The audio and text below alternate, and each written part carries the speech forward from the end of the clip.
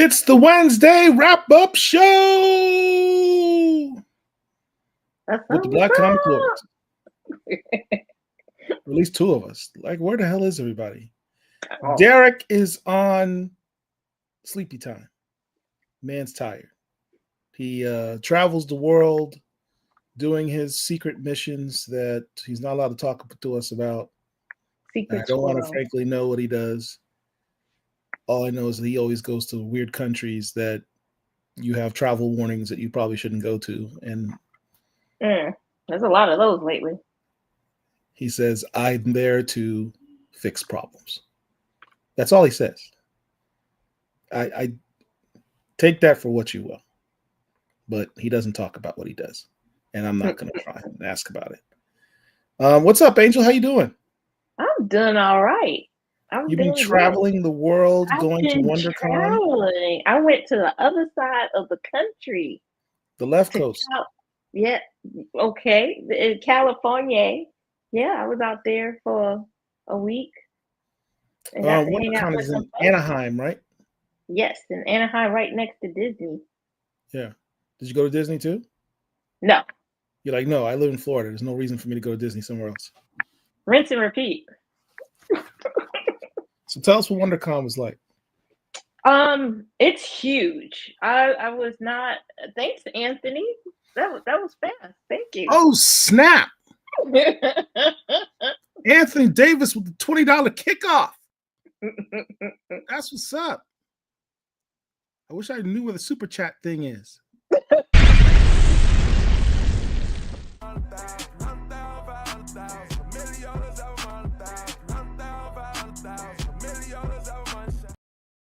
Starting the show off right. That's what I'm talking about. We keep the lights on. All right. So listen. Richard says he's working his way in. You know how he is. CPT time is in his DNA. Derek is out. Herschel is Herscheling. So it's just me and you. So you tell me, I interrupted you. I apologize about your WonderCon experience. It's a good interruption. It was a good interruption. It was a good interruption. Anthony Davis disrupted my whole flow. But look, before she continues, please, y'all, hit the like button, share the video, subscribe to the channel. If you're not subscribed, really, seriously, no reason for you not to. Help us help you with dope content and subscribe to the channel. So did you see any superstars out there in California? Oh, yes. I got to hang out a little bit with Dennis Cowan and his lovely wife.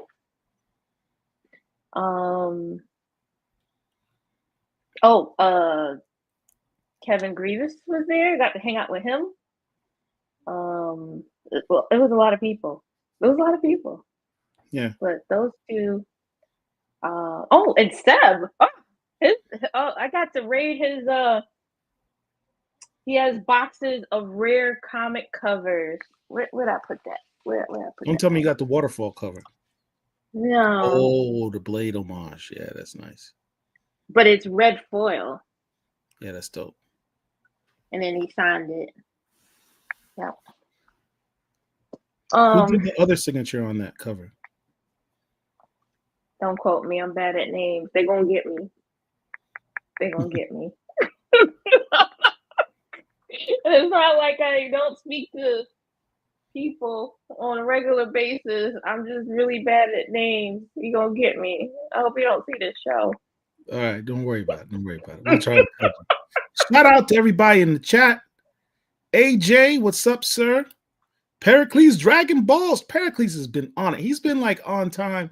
I can't even diss the dude for being late anymore. He's more on time than I am. Angel saying like and share. Yes. Kanan White in the building. What's up, brother? How you doing? For all you know, that might have been his cover that you just showed. What's up, BCL fam from Kevin Pitts? Thank you, sir. Anthony Davis showing us love. Anthony Manzano. I actually just watched you not more than an hour ago make a comment on one of the Miami Hurricanes Canes podcast. So it looks like me and you are fans of the U. What's up, Anthony? Showing love to the U. All right. Chillmonger, smart people subscribe. What's up, man? Chillmonger has a great YouTube channel. You guys should check it out. He did an excellent review on Ayanu episode 3 recently. He's a big fan of that show, rightfully so. We'll talk a little bit about the show here. At some point, we got to do a deep dive on the Ayanu comic on the television series. We'll see if we can work something up. Marwan Williams, good evening. How you doing? Kind White saying he's well. James Media Manser, greetings. All right. Greetings. All right. So the title of this episode. What did I label the title of this episode again? Yes, the state of disunion. Black disunion culture. There's been some. Angel and I are moderators in the Black Comic Lord space, the Facebook page specifically. And so we get to see a lot of comments, both in terms of what people want to post and comments that people make on various posts. A lot of alerts too. Yeah. Once you move past all the trolls, some of the things that you get to see, you start to see certain trends. And things are really strange in comic bookdom right now. There's a whole strange vibe going on. It's different than things are different now than they were, say, a year ago. I think people are starting, and I will get your thoughts on this, Angel. I think people are starting to become, I don't know if the word tired or disillusioned would be the ones, but perhaps tired and disillusioned with getting the same old thing from the big two. And what I mean by that, we as fans of seeing Black characters or fans of Black creators in comics get excited when we see people that look like us in this. Yep. Whether it be as characters or as creators. We embrace that. We celebrate that. That's what we stand for. Hey, shout out to Amir. Thank you, man. I appreciate that. It's a lot of hard work. I appreciate that. But one thing I've noticed recently is almost a pushback on that love. Like there's something wrong with it. There was a comment that someone made in our Facebook page recently. Let me see if I can pull that up. Give me a second. I apologize. I'm not as smooth as Derek. As much crap as I give Derek for being you do give him a lot of crap. I do give him a lot of crap unnecessarily. He actually does really good at this job at this stuff, and I actually hate doing the production work. But so here is the comment. Let me see if I can make it a little bigger so you guys can read it. Nope, that didn't work. All right, so I'll just read it to you. It says, this is by Vernon Hampton. I'm Black and I've been a comic reader since 1986. I remember being very happy to read Milestone Comics when they were new. But in this day and age, I know why the company is making all Black teams, and I hate it. Why? Because it doesn't make sense in this current integrated world. And the writers are not competent enough. Competent, that's a strong word. Competent enough to create a thrilling story or reason for a segregated team. Moments like this make me miss Dwayne McDuffie. I don't even know where to start with this comment. Well, I would have to say, and when I read that comment, it bothered me a little bit because there are no comments when it's all white. Nobody even, there's no flinch, there's no second guess. It's like if it's an all white team, that's the default. So that it's supposed to happen. And anything else has to go into the petri dish to study. Like, it makes no sense. Nobody asks about a black family being all black, or a herd of deer being all brown, or a sea of trees being green, but suddenly a team of black heroes has to be studied. Or why are we doing that? Or why are we placating? Why is it placating? Why is all white team a default? Why does that have to be normal and the other strange? It gets under my skin. It's ridiculous. But that's just me. This guy shout out to Richard who's joined us. Hi, Richard. He makes this comment about, I remember being very happy to read Milestone comics when they were new. But then the last comment, moments like this make me miss Dwayne McDuffie. As he refers to, he hates seeing, as he phrased it, segregation in comics. And this was in large part a response to the DC Power Recharge book that's coming out in a few weeks, which has an all-black superhero team. The first all-black superhero team DC Comics has ever made in its 85-year history. So, again, the first all-black superhero team in DC Comics' 85-year history. And the remark is, I hate seeing racism in comics. There's this guy, this YouTuber, Percy something, I don't know his name, but he made this long video about, he hates to see segregation in comics. Why is it necessary to have an all-black team? It's racist. It's interesting when the term racist is used against white people or white supremacy. It's racist to want to have an all-black team. The one team in 85 years. So we're going to skip over the Justice Society of America, all-white team. We're going to skip over the Justice League, an all-white team. We're going to skip over the Teen Titans, all-white team. We're going to skip over those decades of history. And when one book comes out, it's a problem. Why? There's no rational reason why a group of black heroes would want to come together and form a team.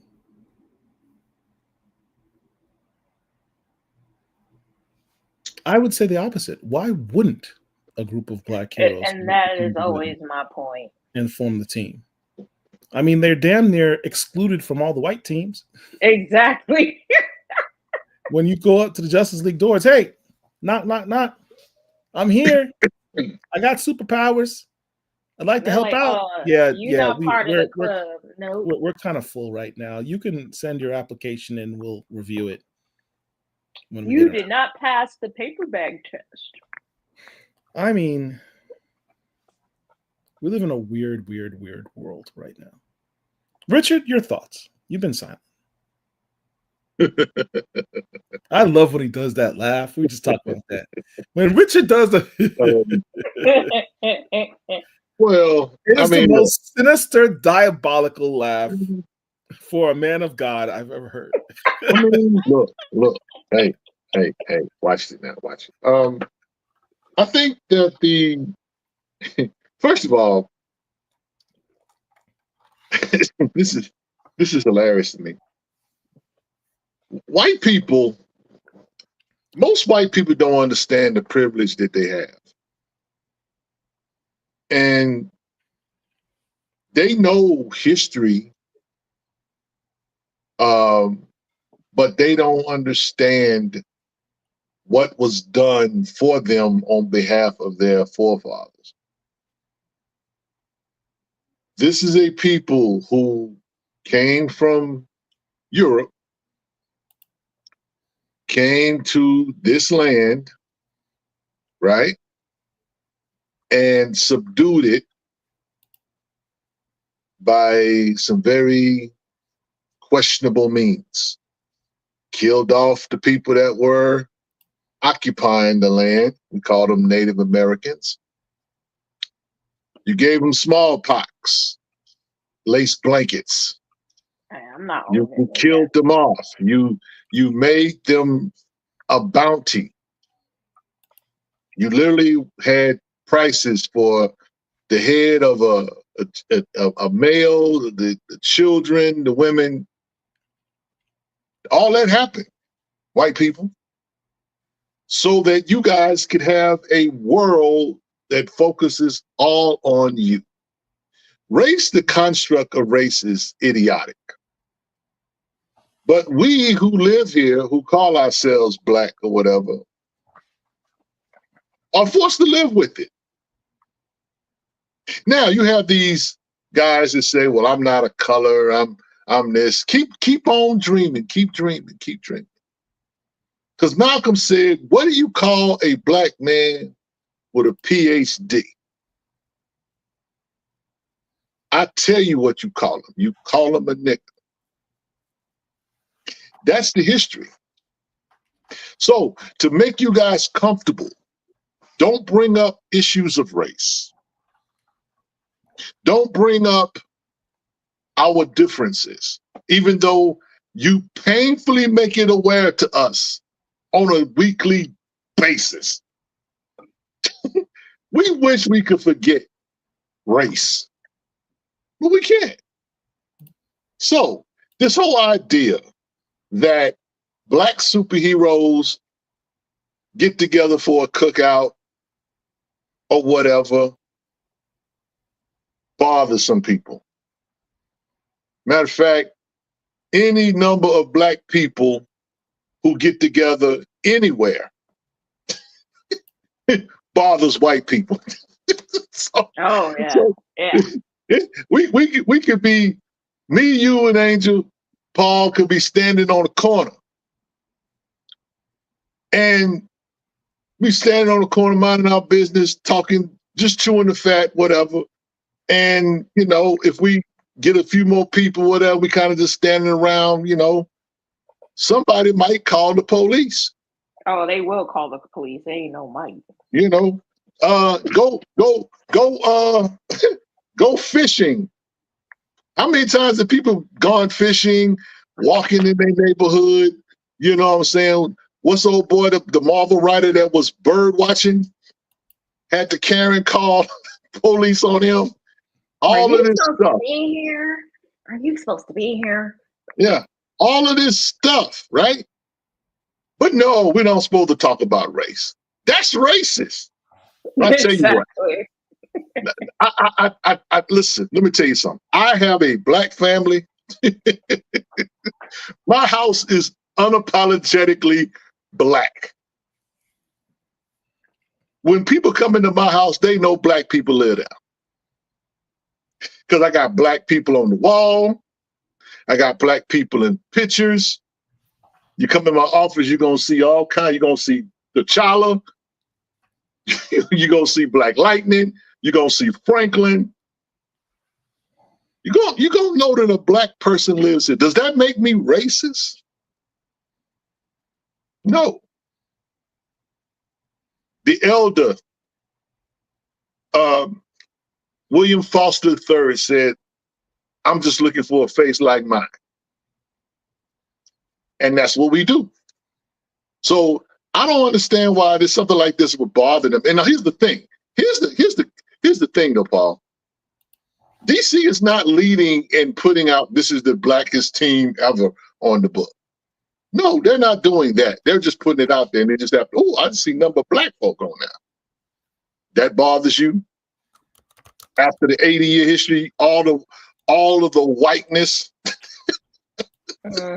all this Justice Society, the Justice League, all of these dudes, come on. Really? Y'all tripping over a book. Fine.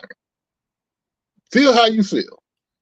All I know is that for somebody to say in the commentary that old boy made that, you know, we just shouldn't get together, you know, I mean, you know, it's like if I'm sitting around and calling a few buddies, whatever, I mean, you know, call who your friends are. You want to bring a white guy to the cookout? Go ahead. It's do you, bro. Do you? If you feel like it's too many of us gathered and you need to put some white folk in the middle of it, do what you need to do. But you come to my cookout, you're gonna get a healthy dose of maize. You're gonna get a healthy dose of Jackson 5. You're gonna get a healthy dose of black music. You might get a little jazz, a little bebop, but don't make no mistake about it, it's gonna be black. Now, I like a little Creedence Clearwater. I like a little Elton John every now and then. But when I'm with my peoples, I'm with my peoples. I want to take, you know what I'm saying? And here's the thing. White folks, y'all need to know something. I say it on this channel all the time. We have heroes, and they black. Yes. Our heroes are black. Like Chuck D said, most of my heroes don't you know, fit on those stamps. So y'all feel the way y'all feel. And if you feel like you being around a bunch of us black folk is embarrassed, if you're embarrassed by that, I don't know what to tell you. I don't know what to tell you. I'm going to just tell you to go somewhere and sit down. Maybe go and read some, I don't know, some County Cullen. Go find another hobby. Do something. But to sit and insult. At the end of it, he said, "Man, I miss Dwayne McDuffie." Really, bro? Really? I don't believe you. I don't believe you. Because if you really was a Dwayne McDuffie fan, you sound crazy. Yep. You sound very crazy. I don't know whether Jason Whitlock thinks you need to chill. I'm just saying, because you miss Dwayne McDuffie, the genius of Dwayne McDuffie. The man who literally wrote all black comics. All black comics. Exactly. Really? Made a point to put black characters in books he wrote. Yep. That dude. But there has to be a reason that the black character shows up in the story. Black Right. people just can't show up because, you know, they're good at whatever they're doing. And I mean, look, if I run into Percy somewhere at a con or whatever, I might have some words of encouragement for him. I think it'd actually be kind of cool to have him on the show and talk to him. Oh, no. I'm gonna let you do that, Paul. Paul runs our PR department. I'm the ignorant part. I'm the ignorant part of the department. I'm the old nigga. I'm the old nigga gonna tell you how you really feel. Ain't gonna be apologetic. Gonna keep it 100 with you, and you're gonna feel very white after having a conversation with me. So I mean, you know, and again, I don't know Perch's modus operandi. You know what I'm saying? I mean, these guys talk about the wokeness in comics and this, that, and the third or whatever. And for whatever reason, we get associated with that word, even though that really is our word, and they co-opted and made it something that it wasn't, which is what they do. You know, spoken like a true colonizer. I'm going to just say it like that. Yes. Yes.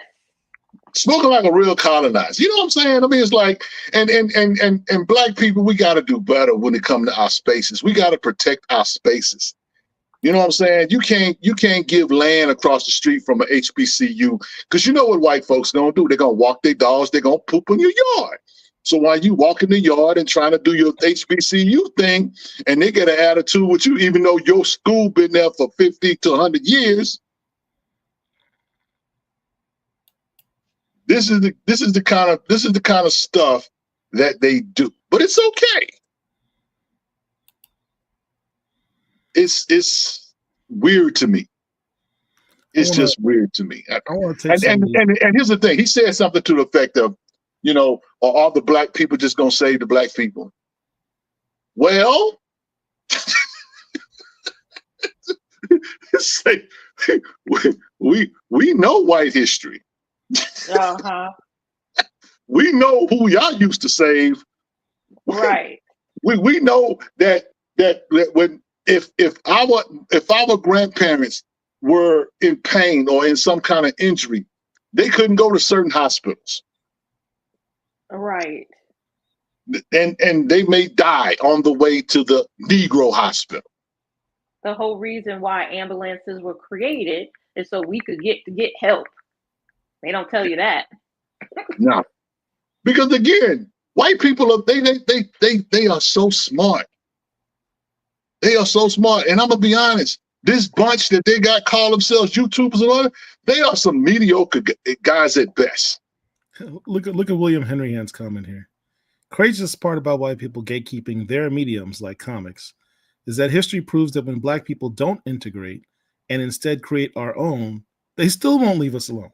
No. You're never really alone. You won't let us into your club. So when we make our own club, it's like, why do y'all have to have your own club? I'm just trying to figure it out because, again, you don't want us to have our own. The whole thing about Tulsa and other black towns that were destroyed were people that were black people trying to be self-sufficient. Now, here's the thing. I am not going to apologize for having or wanting agency in this fandom. I've been reading comic books since the 70s. And I have a right to see Black Lightning. I have a right to see T'Challa.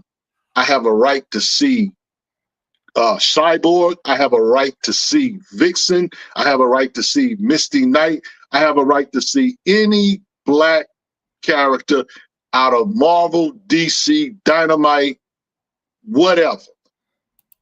I have a right just because I'm vested. So when guys get cute, it doesn't really bother me except to say that you're very, very ignorant. You don't know history. And we're living in a time where they're literally trying to erase history. They're literally trying to erase history. We are so far gone as a culture talking about America that Dr. Martin Luther King is gonna almost be a forgotten name in another 20 to 30 years.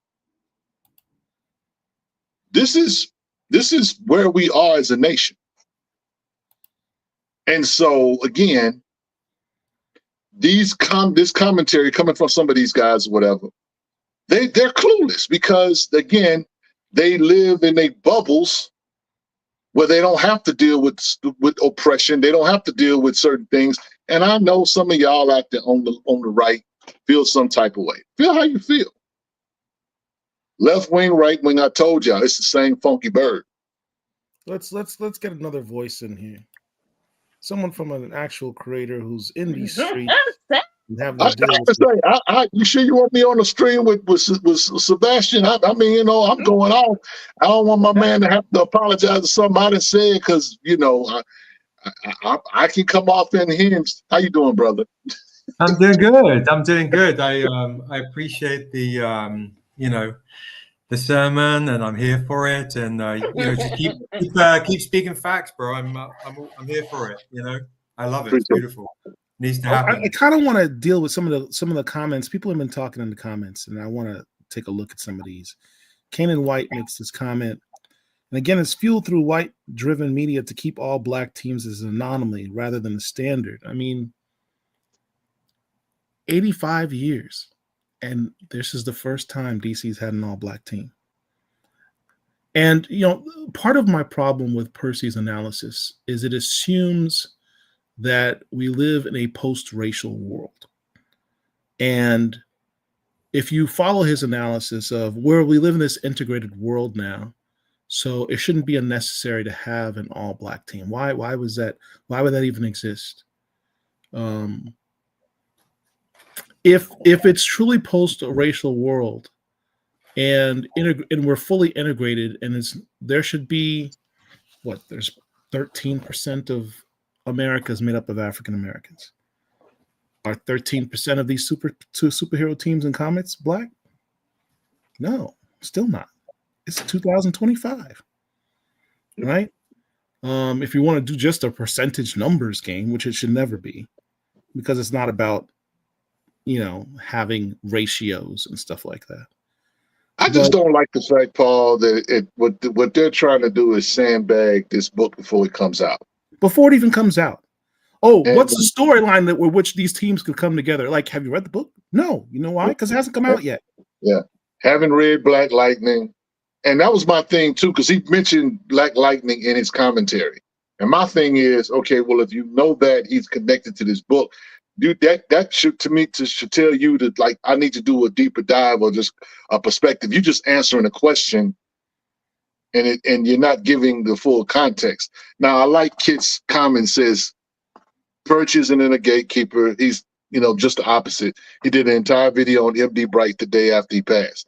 And look, I'm not here to say that he's not a good guy or whatever. I mean, I've watched his videos before. I have no problem. I don't have a problem with this per se.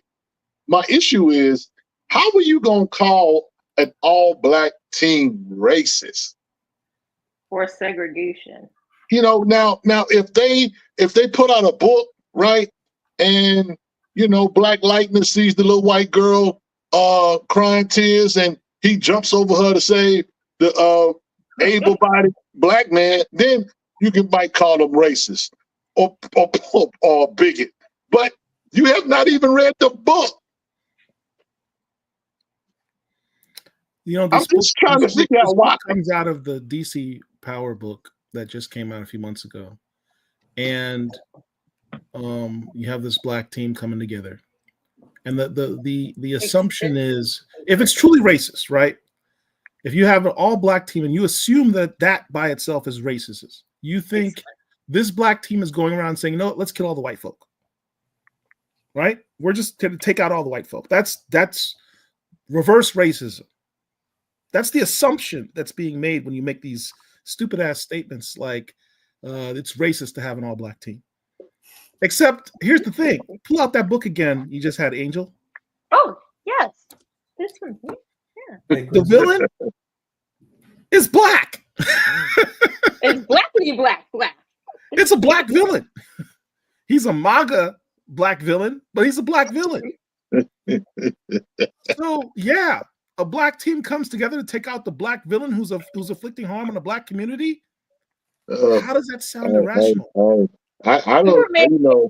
The four of us got superhero powers right now, and we saw a black villain attacking a black community.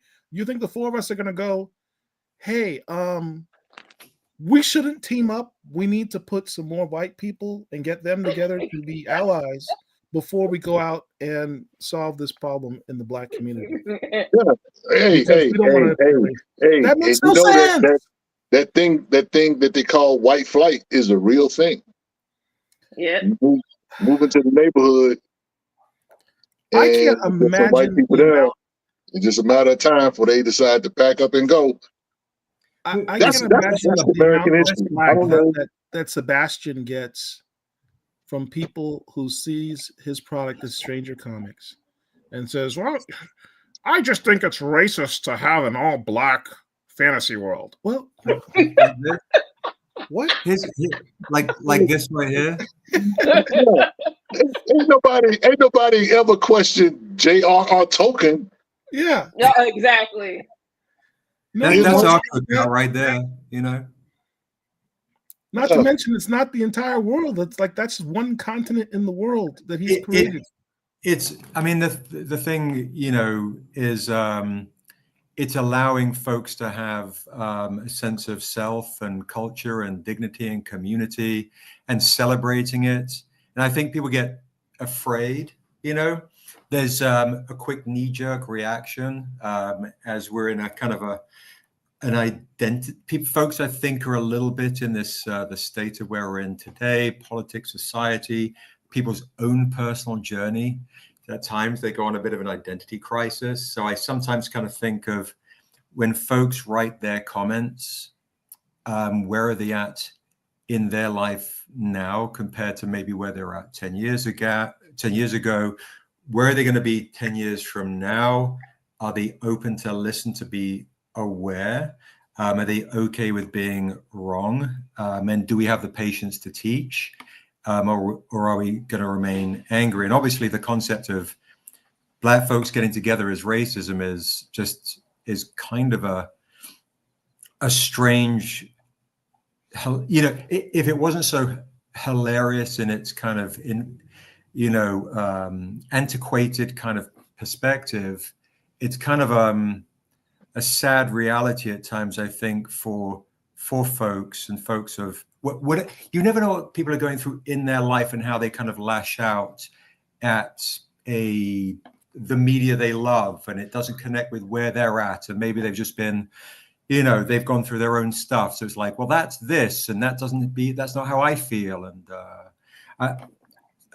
rather than having this opportunity to go like, I mean, I see that, you know, the DC stuff, I'm like, good Lord, finally. I mean, it kind of makes sense, and it's fun, you know. But I often see, you know, when we have our conventions, you know, we do Stranger Comics, we have conventions. There are, you know, white folks that will walk past the booth and they'll look intimidated, and they'll look to go, well, obviously this isn't for, you know, not everybody, of course. Some folks are excited or curious, but some folks are like, oh, okay, I guess this isn't for us. And so we make a serious point to kind of really communicate this is a celebration of the ceremony of Black culture, but the world is invited because there are human themes. And on the counterpoint, you can kind of, we also have the experience of like Black folks running to the booth, screaming, crying, laughing, celebrating, and so on. But you will get the odd Black person walking past, looking like this, doing this, going like, oh shit, you know, he sees me making eye contact. I gotta keep moving. I gotta get my Captain America. Don't because I'm gonna keep it moving.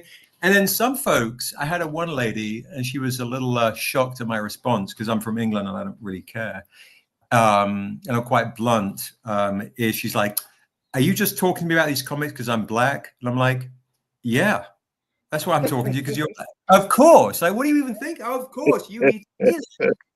She looked absolutely shocked, and I'm like, "This is, you know, we were in turned down by some of the big studios. We were turned down by comic shops. We were turned down by a lot of folks. So here we are, you know, working to celebrate and honor the medium and the craft with love and you know, intention, attention to detail, to care, taking the patience to create these stories, to honor this culture in the most beautiful, authentic way.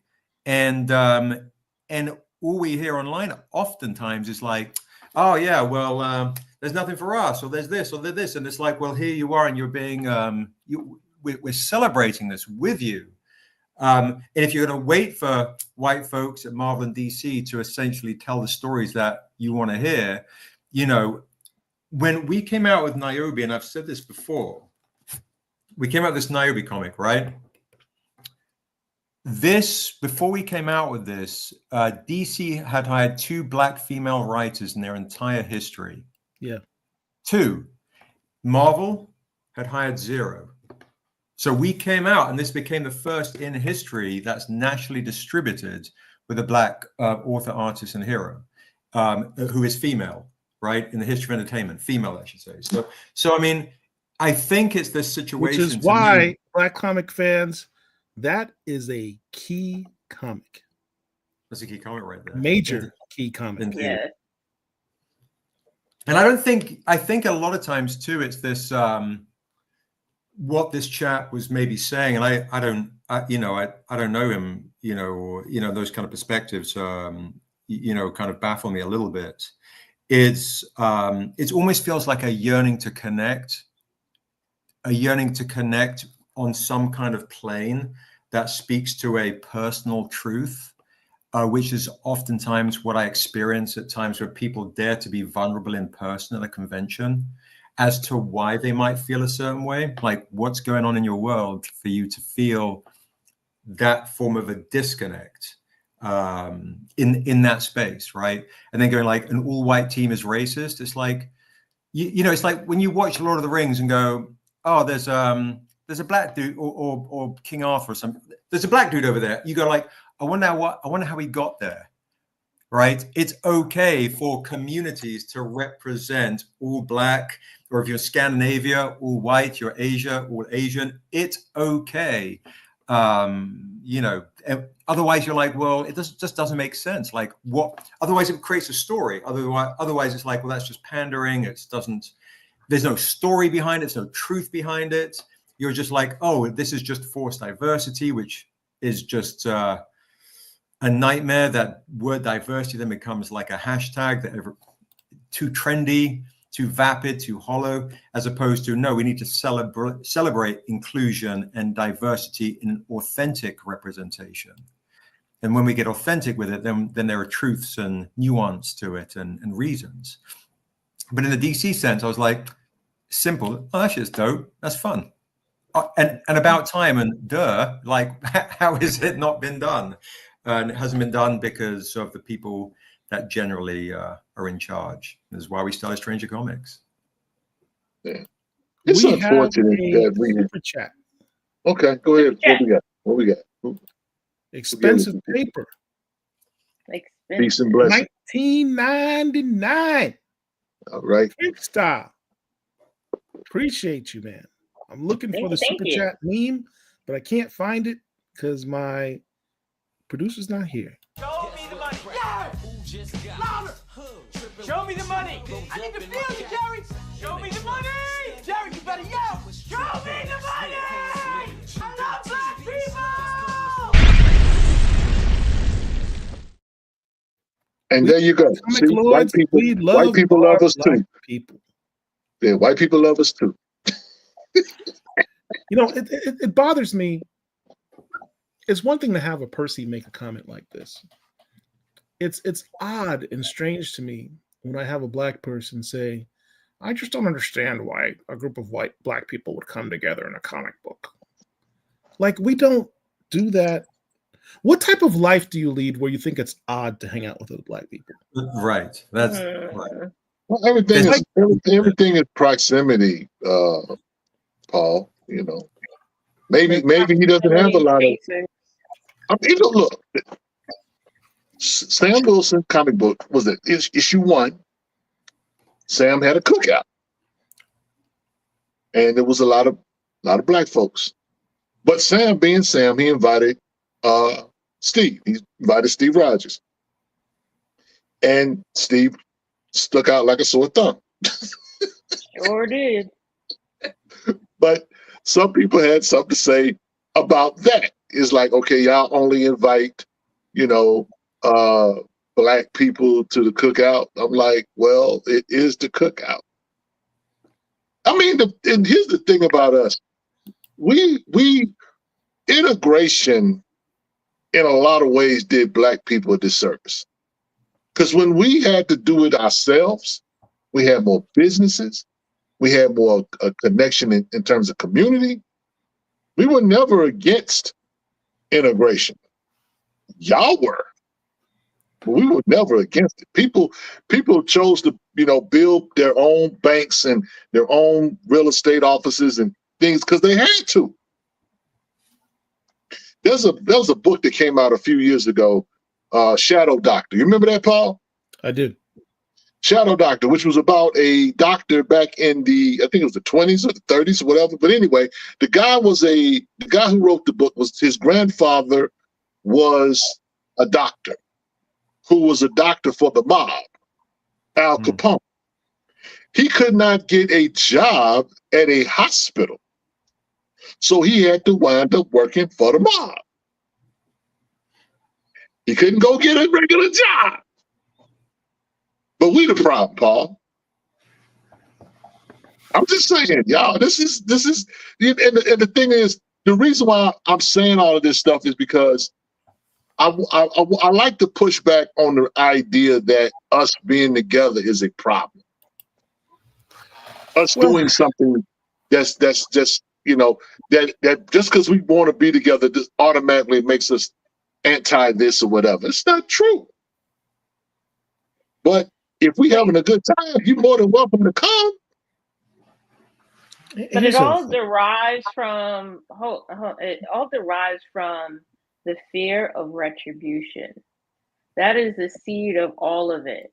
Whenever it's two or more of us together and we're not talking to them, they worry so much of what they're owed. But we don't think like that to begin with. But that's their fear. That's where it comes from. It's innate, it's DNA, it's generational. There's so much horror in the history in the last 700 you know what, years. Angel? You know what, Angel? If there's such a thing as karma, I don't necessarily believe in karma myself. I believe in sowing and reaping. You reap what you sow. But if there's such a thing, I can see why they worried or whatever. But all we want to do is be left alone. They can't, because they have to hear, they have to prepare. Oh, they're going to get us back. Well, is it somehow unnatural and racist for us to be the four of us assembled here talking about this? Yeah, look, our name is blackcomiclords. Are white people somehow feeling threatened and disillusioned and disenfranchised out of their power of white supremacy because we're sitting here talking about black characters and black comic creators? This is a threat right now. This is a threat. Are we a threat? You know, I think it's a congregation, right? It's the idea of black folks congregating scares white folks, and then that's considered a gang, Seb. It's called a gang. Yeah. Well, I'm from England. I've never heard of such things. You know. No, in England, they call it the they call it a fellowship. Not the ruffians. The ruffians. That's funny. The yardies. It doesn't matter. That's Jamaicans. Don't. Whether we are in Jamaica, or whether we are in England, or whether we are in Africa, or whether we are in Japan, when we're together, we're together. It's not a big deal. Look, I'm gonna tell you something. I'm gonna put this on Rich. When I go into a restaurant, this might make me racist. When I go into a restaurant that I've never been in before, I look for the exit, and I look for black people. I need to determine if this is a safe space. I need to determine, you know what I'm saying, I can come here and eat and I ain't gonna have a problem. I naturally do that. That's called, you know, survival. That's how I move. Now, I don't know, I can't speak for everybody else, but that's what I do. When I go a place, I'm looking for the black people. If it's one brother in the corner, way in the back, I'm gonna try to meet his eyes and give him a nod, just because. Because again, we know the history. We don't always feel comfortable. I live in the South. I live in Texas. I've been called a nigga by white people. I have experienced discrimination. I was at a gas station one time, y'all, and I was in line to get gas, and I saw white people go around me. People that were behind the counter telling them to come, begging them to come to them while I'm sitting there waiting to check out. This is happening like in real time. Chillmonger got it. Hooligans. Hooligans. Hooligans. Oh man, I haven't heard that word in a million years. Why can't we be the all comic lords? All comic lords. That's hilarious. Yeah. All lives matter. Yeah, that part. You know what I'm saying? All comics matter. All comic characters matter. All comic creators matter. They do. And here's the thing. Black Comic Lords prides itself on shining light on Black creators, Black characters, Black stories. That's who we are, and we ain't gonna apologize for it. All right. Well, let's turn it up a notch. Let's take what you just said and turn it up a notch. Yes, sir. Let's go to our next topic on, because this is the state of Black disunion, right? The state of disunion in the Black comic community. Another issue that popped up in our space repeatedly over the last short order. Oh no! You know where I'm going with this. Oh. You know what? I'm gonna gotta turn it up a notch, man. You gotta keep cranking it up a little bit. No. Now you know what? We just talked about a bunch of white people, right? we getting ready to talk about some Black people. Don't y'all come? Don't hit me in the direct messages. Don't ask me nothing. The commentary that y'all gonna. This is a safe space. It's a safe space. Why all of a sudden I don't feel safe? Look, Seb's got our back. We're good. All right. So, Rich, are you nervous because I'm on? Like I'm. No. Look, I'm gonna tell you something. Let me say this about my brother Sebastian. Real talk. This is real talk. Sebastian is one of the dopest Black men, Black creators that I know. I love this guy's work. I love his energy. I love Asunder. This creation or this universe that you created, we don't have enough of that. And so Cannon White, who's in the chat, was saying earlier that he felt like you were this generation's token. And I have to co-sign that. Because again, when it comes to stories and that kind of thing, what can I share with another young person or just another Black person? A story surrounded by culture, surrounded by love, surrounded by with poetry.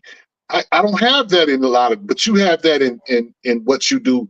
And so I have to salute you for giving us that, because look, Black folk in these nerd spaces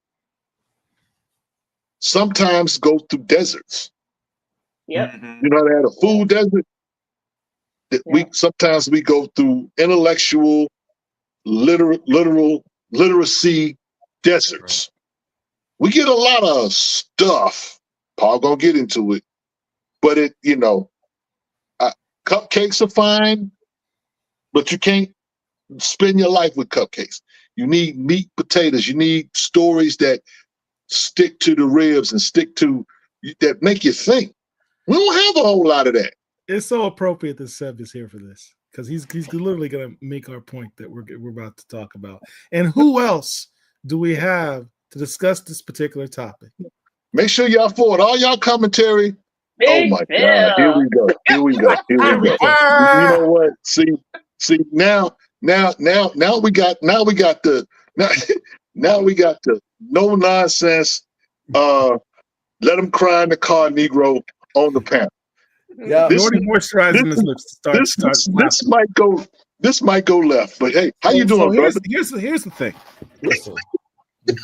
Let me start with this.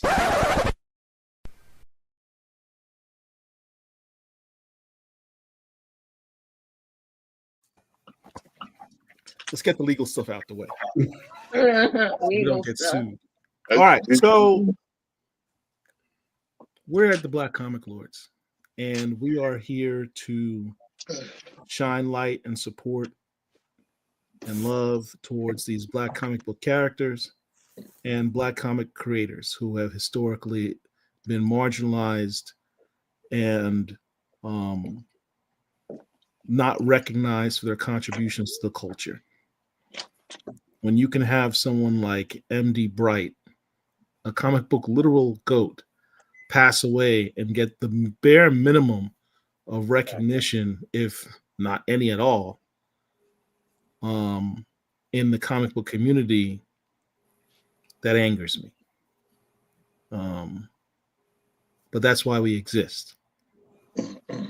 So we throw our support behind these characters. We throw our support behind these books. We throw our support behind these creators.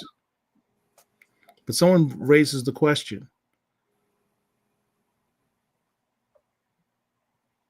do we throw the support just because they're black or because they're good? That's a conversation not everybody wants to have. You know, let me tell you something.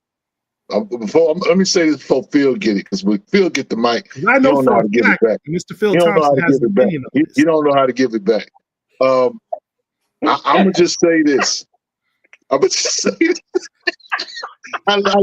my nigga there. I Let me love start that dude. with Seth. You're safe in this conversation. I love Phil. Phil knows I love him. I pray for that brother, and it's always good nature when I'm with him. I'm just gonna say this, and I'm gonna get out the way. Part of our mission is to uplift, right? However, sometimes we have been amiss in giving a critical eye to everything. We have made some passes. We've given out some passes that didn't deserve to be given. Yeah. And look, look, make that statement too. I'm the one who I gotta throw out the disclaimer, and I'm gonna get in trouble, and you're the one making that. All right. I'm just saying. It's look.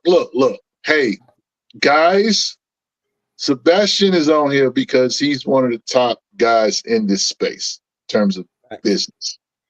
Y'all could learn a lot from Stranger Comics and how Sebastian handles his business. And here's the thing about how he handles business. His business is parallel with his skill and art. There's a reason why he's at that position, because you cannot be at that level and say, okay, I'm a great businessman, you know what I'm saying, but my art and my writing is subpar. No, if you're going to be the top dog, both have to be in sync, in order. You know, look, Master P made a lot of money, but nobody's going to mistake Master P for being a lyrical. He not Rakim. He not Blacked Out. Shoot, he not even the best rapper on his own label most days. The point is that stop, Phil. The point is that you can only do so much when you got limited resources. Right. So you have to maximize everything: effort, art, take care of your customers. We got some static, Paul, just because I criticized a guy for shipping me a book in an envelope. Hey, yo. Oh, yeah, that was bad. That was bad. So, Big Phil, thank you for joining us, brother. Here we go. Run the disclaimer again. You have feelings. We get into these debates all the time. You and I get in these debates all the time. It's like, hey, Phil, you should read this book. And your first reaction is it any good?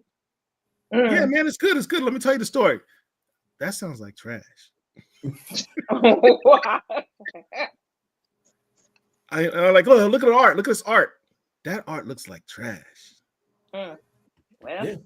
Can I jump into this real quick? Because I think it's about metric, right? What are you basing your metric on? Right. A lot of times folks base their metric on representation for all the historical things that we all kind of appreciate and understand, like where we're at now, where we're at before, where before that, and then now is different to where we're at before. So do we base our metric on representation solely? Do we base our metric on quality of story, quality of art? And then also, I think what's happening in today's reality is a lot of folks are having to compare the art to the billion-dollar industry of Marvel and DC, right? So then you have an audience member who's spoiled, right? They go, I'm used to a billion-dollar corporation putting out this form of superhero genre.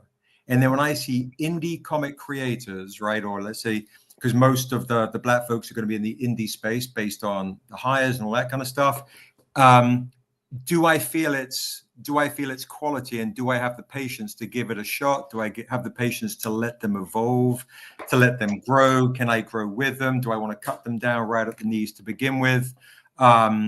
I think for me, like when I see folks, you know, putting in the effort to create great story, create great art, allowing them to kind of have the opportunity to grow. It's like Marvin Gaye when he came out, he wanted to be Frank Sinatra and be a crooner. And then he evolved, right? He went from that to pop star, to sex symbol, to a social media kind of, to a social activist in the way he sings. Do we have the same patience to allow Black creators to blossom and grow? And I think if we do, then we're giving folks a real chance to learn and blossom.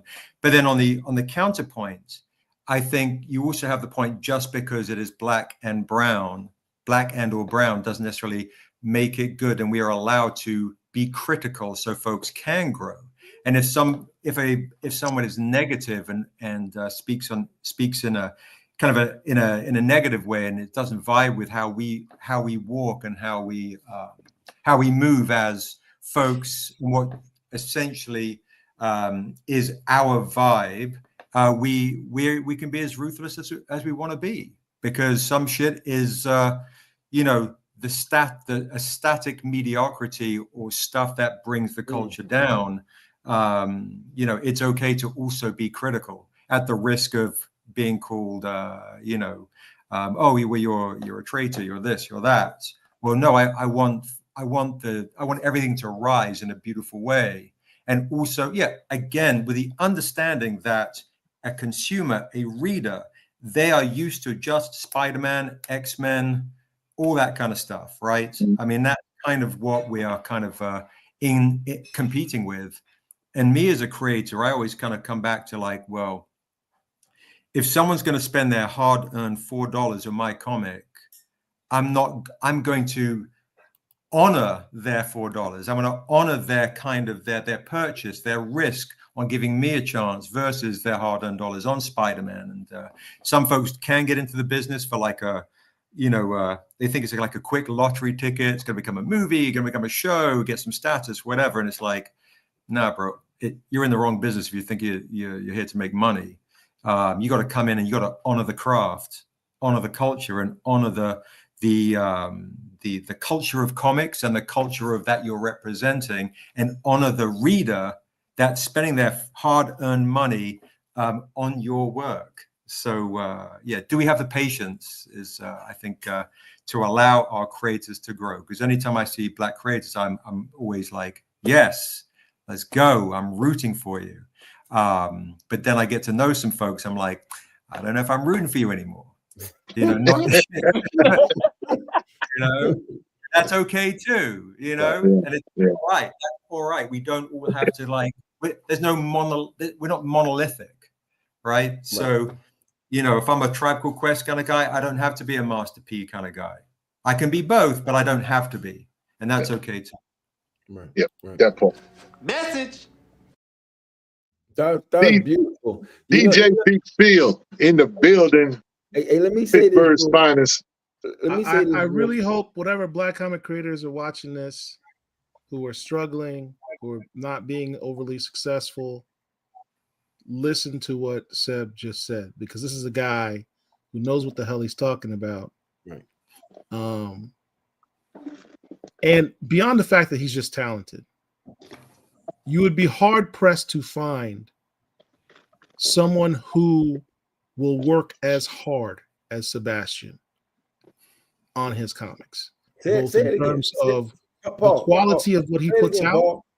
You will be hard pressed to find someone who's going. You ain't outworking Sebastian. I dare you to find someone out there who will outwork Sebastian. I haven't even pitched Kickstarter tonight yet. I mean, I'm like you know, all miles right now. We got 4 days to go. Because it's not about that, Sebastian. This is blackcomiclords. We honor the creators, but it's not just about honoring you because you're Black. It's honoring you because you're good. I appreciate it, bro. You grind. Right. Ain't nobody gonna sit here and tell me they outgrinded than Sebastian. He's successful. Right. I don't know, man. I mean, look, DJ Big Phil, he be globe trotting, you know. He be all over the globe doing his thing. Collections of Black, you know what I'm saying? He be working hard too. You see that gray in his beard.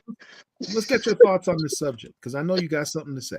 Well, so before we go further, as y'all can see, I'm not at the crib. You know, I usually got the lights going. I'm in Charlotte for this film festival. I will be in Charlotte till Sunday. Tomorrow, you can check me at the Independent Picture House for the Center Odyssey Film Festival. Panel starts at 6:30. We're showing the film. I just dropped a video on my socials that show me going throughout or whatever. I should have sent it to you, Paul, so we could have debuted it here. But if you haven't had a chance to see Collections in Black, I'm here in Charlotte, people. You know, it's hard work. You know, hard work pays off. You may not always get the result that you want, but you know, for me, I always feel like at least you gave it your best. Paul was making a joke, like a lot of times we'll sit back and we'll read books or whatever. I'm like, no, I'm not feeling this. This is, and that's me being nice. But I'm the type of person, I do believe in this. I believe that nobody is above getting critiqued. Especially if I'm spending my bread, like if I'm spending my money and it's not what I want, I'm just going, I gotta let you know. And a lot of times me saying that, it's not me dissing, that's just me telling the truth. Iron sharpens iron. You can't sharpen another iron with a dull blade. Like sometimes you gotta sit back, you gotta tell people, like, I'm gonna buy it. I always see new Black books on the shelf. I'm always copying them. I sit back and I read them. And I don't mean I'm gonna get the second issue. You know what I'm saying? But I'm gonna go through and I'm gonna grab. The difference between, like when I see, we're gonna use Sebastian. Here's the thing: there's a lot of really dope independent Black books out there. There's a lot of dope. So I don't want people to think we're bashing or it's like this or anything. There is a lot of good books, but there's a lot of books that sometimes you're just not ready. And I feel like that's the problem. I feel like I've said it before. I feel like the internet has made it so that people feel as if they're ready before they're ready. And that's crazy. It's like in DJing back in the day, you didn't just jump on and all of a sudden you was DJing. The hell? That's not how that works, man. Like, you had to practice your craft. You had to be in the basement. You had to go, you had to go to the store and grab the records. You had to do this and do that. And it's like now everything is so cookie cutter. Like we're to the point where you can do prompts and put out comics and things of that particular nature. Like nobody wants to put in the hard work. Also, there are people who do put in the hard work that may not see the results. It sounds like I'm all over the place, but I am I'm making sense here. There was a point in time where I didn't even know who Sebastian was. And I started looking at the comics. I started seeing them on here. Next thing you know, I'm in his kitchen.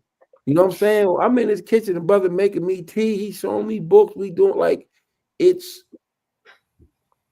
When I sit back and I see Seb and others, like the Captain Concrete and a couple of other spots, I just see the passion, the hard work that they put in. The one thing I will say that I do disagree with that Seb said. And this isn't a light skin, dark skin, or brown skin beef or not. It's not no black on black crime on Black Comic Lords right now. It's just that, he was saying something about the talent. What happens a lot of times is that some people, there are some really dope artists who just haven't been discovered. So I don't think that, the majors have all the dope artists, because the majors put out some stuff that's kind of whack too, to be honest with you. They absolutely do. So I don't look at there being this big shift between the majors and the indie when it comes to quality. Because I'll look at Stranger Comics and don't nobody put out a better cover, a better presentation. Like in your words that you said, the aesthetic of Stranger Comics is that of Blue Note Records. And I'm about to say the Japanese dude's name wrong. Spaghetti West. You come on now. Yeah. Mm-hmm. Come on, I listen, dog. I listen.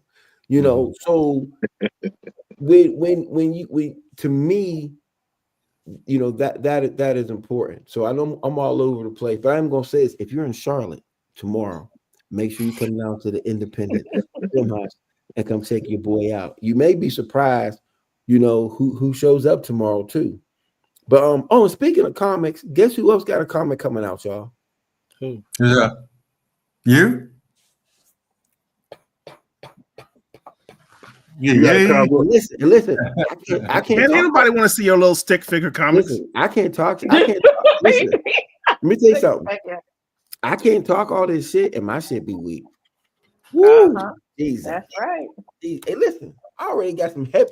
Boy, let me be quiet. Well, I tell you, I mean, look, bro, I'm happy for you. Congratulations, Phil. On Rich, all I'm trying to the be like you, man. I'm trying to be like you, Rich. No, I know you're not. Even though you're a Cowboys fan, though. Who? You a Cowboys fan? No. You trying to start a fight? Don't try and start a fight with them, man. You know what I'm saying? You don't do that with a Texans fan. Come on, can I bro. ask you a question? Can I ask you a question though, real quick? What's up?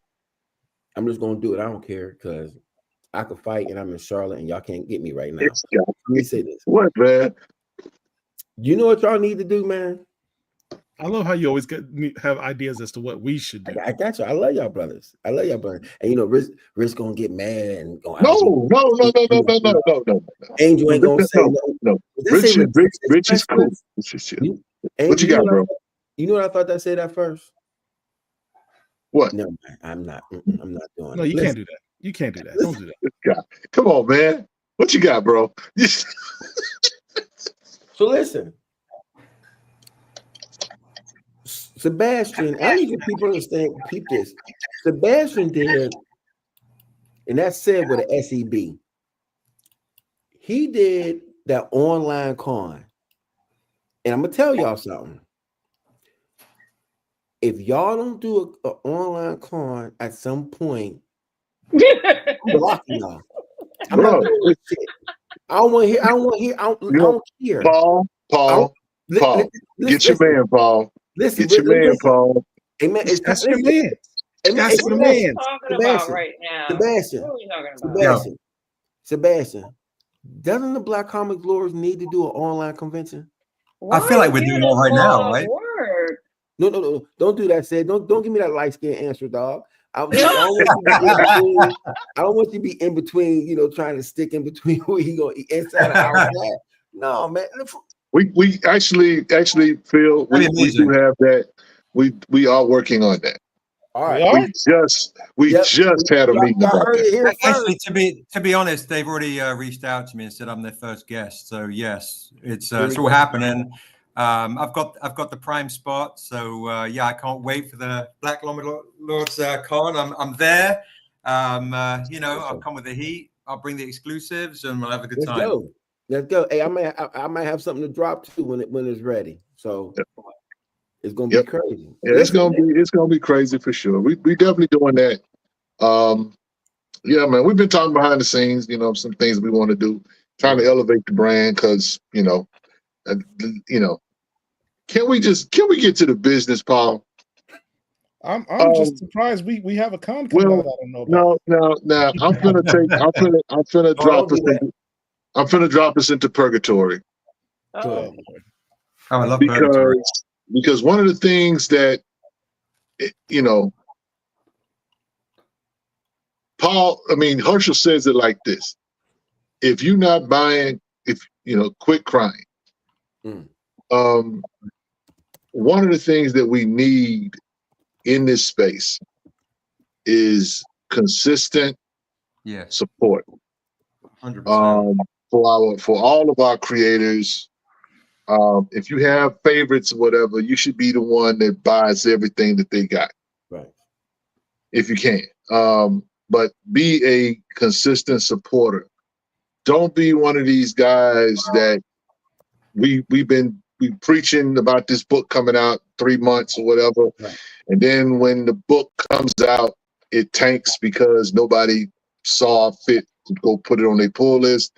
Or somebody brought up Kickstarter issues. I don't know if we want to go down that rabbit hole, but I'm on Kickstarter right now.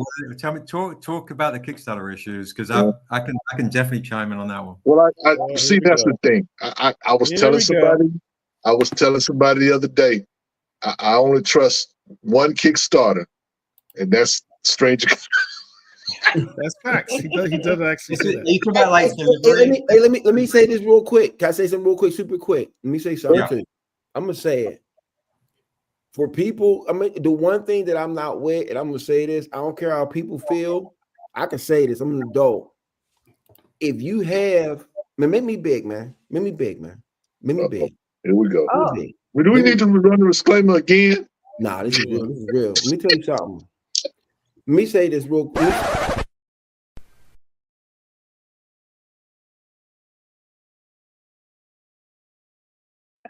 Here's the thing. Let me take my domers off.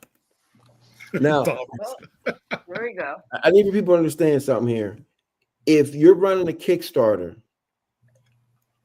and you fulfilled your orders, get the stuff out. There's no excuse. At a certain point, there's no excuse. If I gave you the money, but you can't deliver me the product, now you're stealing. And now I got to see you. Now, Well, he said the word. He said the S word. I'm gonna keep it 100. I don't care anybody. I don't care Marvel, DC, Hot Rib Comics. I don't give a damn. You know, you sit back, man. And I've seen a whole bunch, and I've seen some of these creators have attitudes with. And if somebody got an issue, y'all can email me djbigphil@gmail.com. Call me, whatever. We could talk about it because y'all ain't getting my money. Nobody playing with me. You got people, and guess what? People say I'll burn bridges. I don't care. I ain't never asked nobody for no money. I done did everything on my own as much as I can. And there's nothing wrong with asking for bread for people to help out or whatever. I might do a Kickstarter for my joint. But I bet you if I ask for 5K and I get 5K, everybody gonna get their book shipped out. Now there ain't no excuse for that. There's no reason we gonna sit back and act like, well, they black and give me a chance. I ain't getting you nothing. When I go to the store and I spend my money, I should get what I paid for. Now, the caveat to that is things do happen, but that's not my problem. But guess what? If I don't pay my light bill, my lights is off. That's right. Real shit. I can't sit back and say, hey, you know what though, man? Who you talking to?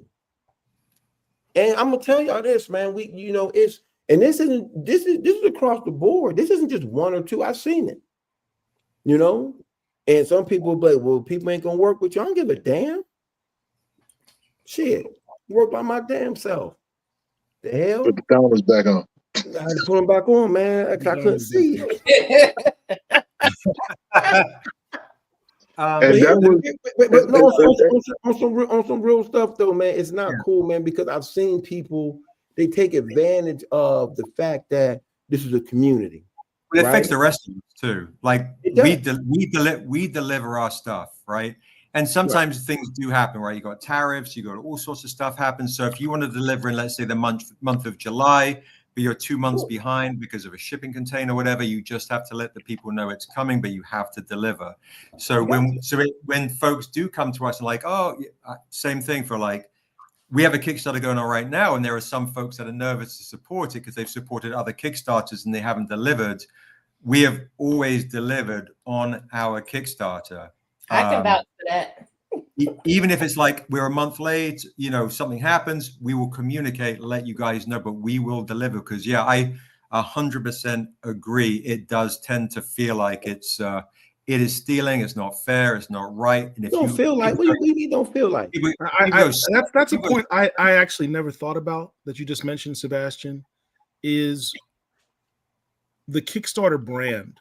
If you have creators that don't deliver on what they promise, massive. It affects everyone else who's using that platform, and dissuades other people from wanting to support. As Wiseacre says, shout out to Fred Littles. Yes, Fred Littles for sure, absolutely. Great talent, another guy who's doing it right in the community. I love Fred Littles. Dude. Wiseacre Comics, they do some incredibly dope comics. That don't nearly get as much shine as they should. Absolutely. I'm a little guy. For you guys, just for folks that are here, all right. Just as Phil once said, "Make me big," which got me a little excited. All right. So we have a Kickstarter going on right now. Okay, guys. So I'm going to let you guys kind of experience what we have. I don't know if Kanan White is still in the chat, but this is what we have going on right now. We actually have the Black Comic Lords exclusives, the Virgin editions on our Kickstarter. So if you want to get the Niobe She Tribe, Tales of the Niobe She Tribe, Us Homage, Virgin Edition, Black Comic Lords exclusives, guys. They're on the Kickstarter. You go to our website. You can put the link in the chat. Someone that's got the spanner or whatever it's called, put it in the chat, our Kickstarter link, or maybe pin the comment. That's like Derek level stuff. Was that? I said that's Derek level stuff. I'm filling in for Derek. It's really easy. You just go to the Kickstarter, put it in the chat, and hit the 3 dots and hit pin. That's where you find us, all right? Some of the portion of the proceeds of the Black Comic Lords exclusives go to BCL here, right here in the chat. So we at Stranger Comics give love back to you guys, back to Black Comic Lords that support us. We want to support you.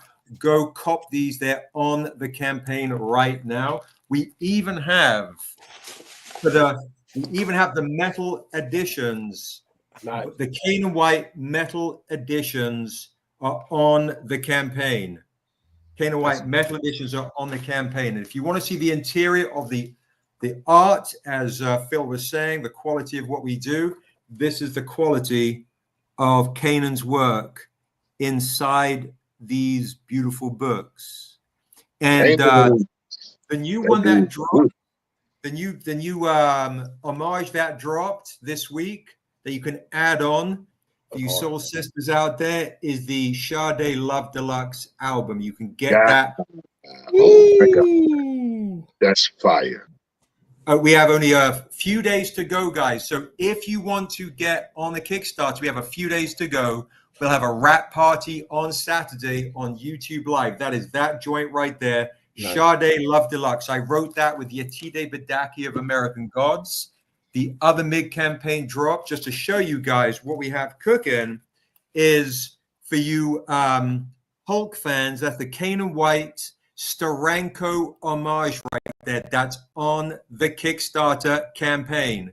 So jump on this right here. So go to strangercomics.com. You'll see a big banner. Click that link. And because we had glitches on launch day, guys, we literally put the early bird rewards back up. All right. You get the Ivan Tao joints right there. And check this out. On the early birds for you guys, because it was glitching on day one and Kickstarter did nothing to help. We put the Silence of the Lambs as part of the early bird homage. Nice. Is on the campaign. So we have beautiful, beautiful stuff right here. I think that's a whole lot of stuff. Let me see if I can just copy and paste. Let me see if this works. Boom. There it is. Okay, so if you see that that 3 dots next to Stranger Comics, Phil, click the 3 dots and hit the pin in the comment. That might do the trick. So if you are a fan of fantasy, guys, and you kind of want to see what we have, check it out. This is the stuff that we have. Crazy. Right? Yep. It's beautiful, beautiful fantasy stuff. If you like Lord of the Rings, Game of Thrones, all that stuff, but you finally want to see authentic representation told with 15 years worth of storytelling. I think, Phil, you hit it on the nose earlier when you said sometimes you got to study, you got to learn the craft, and it doesn't come right away. We're in 15 years of business. The first time I did this, creating the Untamed graphic novel, it took us nearly 10 years to put out. So this shit doesn't happen overnight. You got to respect the process. Yeah, you got to respect the process. It's attrition. It's all the things to get to a place where you can end up working with people like David Mack and Kanan White and all the amazing folks that we have. This is on the campaign, guys. It leaves Monday. Follow Stranger Comics in the chat. Obviously, subscribe, all that kind of stuff. We have a rap party. And tonight, I'm going to just do something special for you guys. Everyone in the chat, if you back the Kickstarter tonight, while I'm on this live, or I'll see who backs it tonight at midnight. By tonight, midnight, go to strangercomics.com, hit the big banner. I'll see everybody that backs it tonight till midnight is going to get the Tales of Asunder Niobe She Tribe Tusu Mbedu comic for free with your pledge. So if you want this for free, this Tahani Far cover with the Canaan White interiors, beautifully done. Look at this right here. Those interiors are crazy. Can I say something real quick about Canaan White, man? You talking about people that work hard. That's another brother, man, that's nice working very, very hard. Nice with it. You know, and you know, I know y'all don't like one of his partners, but he putting bread in his pocket. Shout out to the Ripperverse. Canaan White is the art director for Ripperverse. Canaan White's a monster, though. A monster. So Canaan's done a lot of our stuff, a lot of our covers. It's on the campaign. If you are new to Stranger Comics too, so huge thank you to everyone in the chat that's backed it. You can also get like a trade paperback set. If you're like, hey, I need to jump into the world of Asunder, you want to get the trade paperback set, it's on there. It's on discount. If Marwan, if you need, you need this, go. And if you've already backed the Kickstarter, for folks that have already backed, if you up your pledge tonight by $20, do bonus support, and you can use that bonus support as credit when we send the surveys to get more stuff. You can still get this for free. So if I see you up in your pledge, guys, if anyone's backed the Kickstarter and they up their pledge by $20, you're going to get this for free. If you back it for the first time, you get that for free. And I know we also have for you guys, check it out, right? You guys are comic heads, so check it out. Check this out. This is one of the best covers that we've done, and it's reversible. That's crazy. Yeah, let's go. Right, and on the back side of that right there is, because that's Dura, the creator of the world of Asunder, the back side of that cover looks like that. So if you're a true comic head, you can go and pick up the Sheldon Mitchell, Jamaican-born Sheldon Mitchell, new Love and Death comic I wrote with Yetide Badaki of American Gods. And obviously, you're Jay Lee fans. We've got the Jay Lee joint on the campaign too in the early birds. Your cover's crazy. Now, this guy. Time out. I gotta ask you, Sebastian. Yeah, tell me. You messing with a lot of blue. What's up with you in this blue, bro? I'm just saying. I see that about you. You kind of like. You know, Sunday is a Sunday exploring waters or something. What's going on? You're right. You hit it on the nose. In this campaign, we are literally going underwater. Niobe and Dura go through an underwater adventure. And the one in Purgatory, the one I did with Yetide Badaki, it has this kind of this blue theme. It's in Purgatory. Here's the crazy stuff with this story. So Dura, the creator of the world of Asunder, is sent to Purgatory to kind of heal so she can be reborn and continue to take care of the world.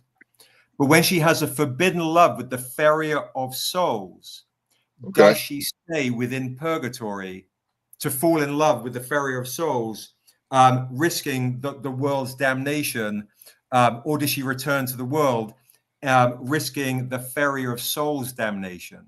So it's the ultimate love story, the ultimate long-distance love affair set in Purgatory. And if the Farrier of Souls takes off their mask to make love, the devil comes to claim them. So the stakes are high in De La Soul quote right there, in Purgatory. Man, so that's Sebastian be smoking the greatest weed ever. This dude said because, man, she down there in Purgatory and if she makes love, will the world be damned? Bro. Seven be going crazy. Hey, man, where you put my tea that day, man? I think I felt good like an iron. Y'all's like, that Sade one.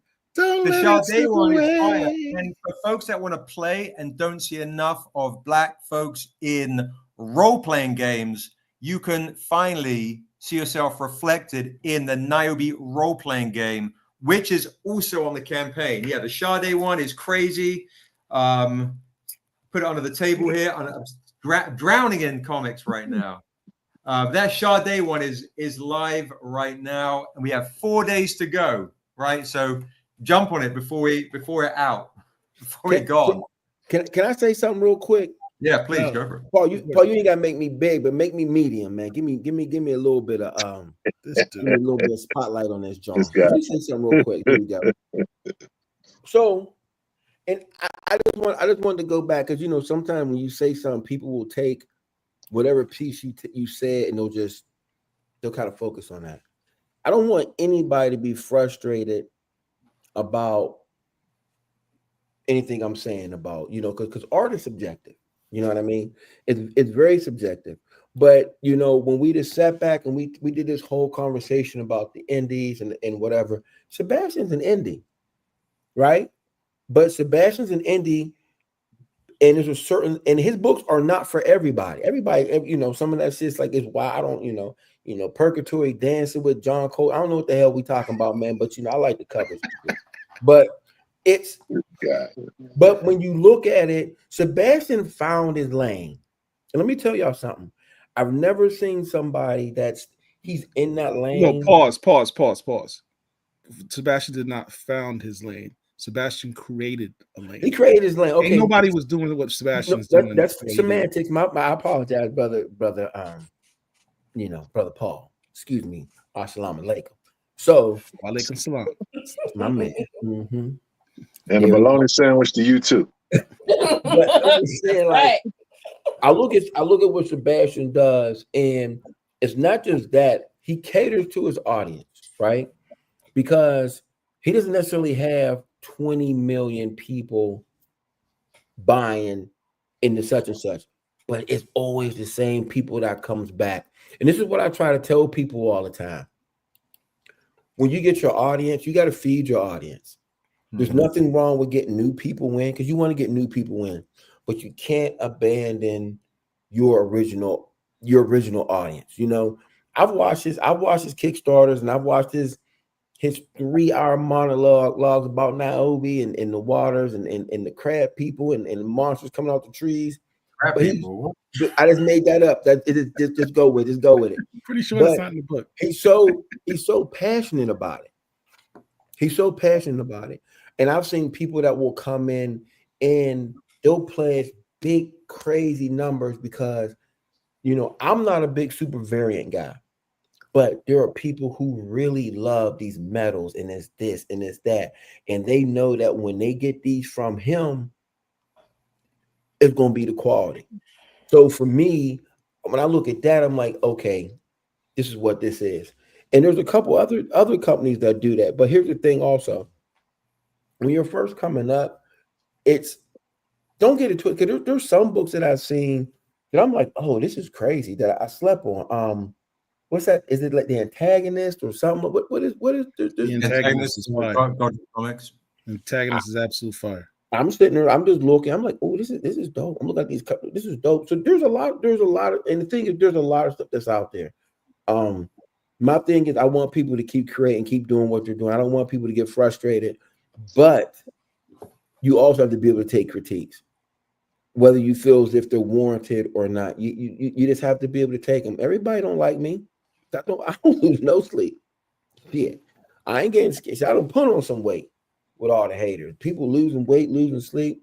You just gotta keep doing what you're doing. There's people, I see people in the comments who talk crazy about BCL and y'all this and y'all that and y'all whatever. Okay, well, you still logged on every day looking and seeing what's going on. Yeah, I mean, here's the thing. Well, it can't be that bad. It's like when I had the conversation with my daughter about there's good and bad people across the spectrum. There's good and bad comics across the spectrum. There are Marvel and DC comics that are trash. There are some Marvel and DC comics I honestly don't know how they're being put out. Like, why? Story's trash. The art is subpar. For a mainstream comic, that's the art you're putting out. Why? So it's across the board. And as consumers, you should have the ability to critique. and say that's not good. And at the very least, you critique with your dollars. You don't support what you don't like or doesn't look good to you, or doesn't read well. The story's not compelling. But in the same regard, the flip side of it is, here at Black Comic Lords, we're specifying these Black creators to a large part. And we have to give our own people a certain degree of grace, because they're not getting the shot that they would get other places in mainstream comics. For sure. But you have to balance that with your stuff's got to be good too, right? You can't just you have to understand, us moderators and admins at Black Comic Lords, there's so much that you don't see that we don't allow in that's quite frankly bad. That's a lot.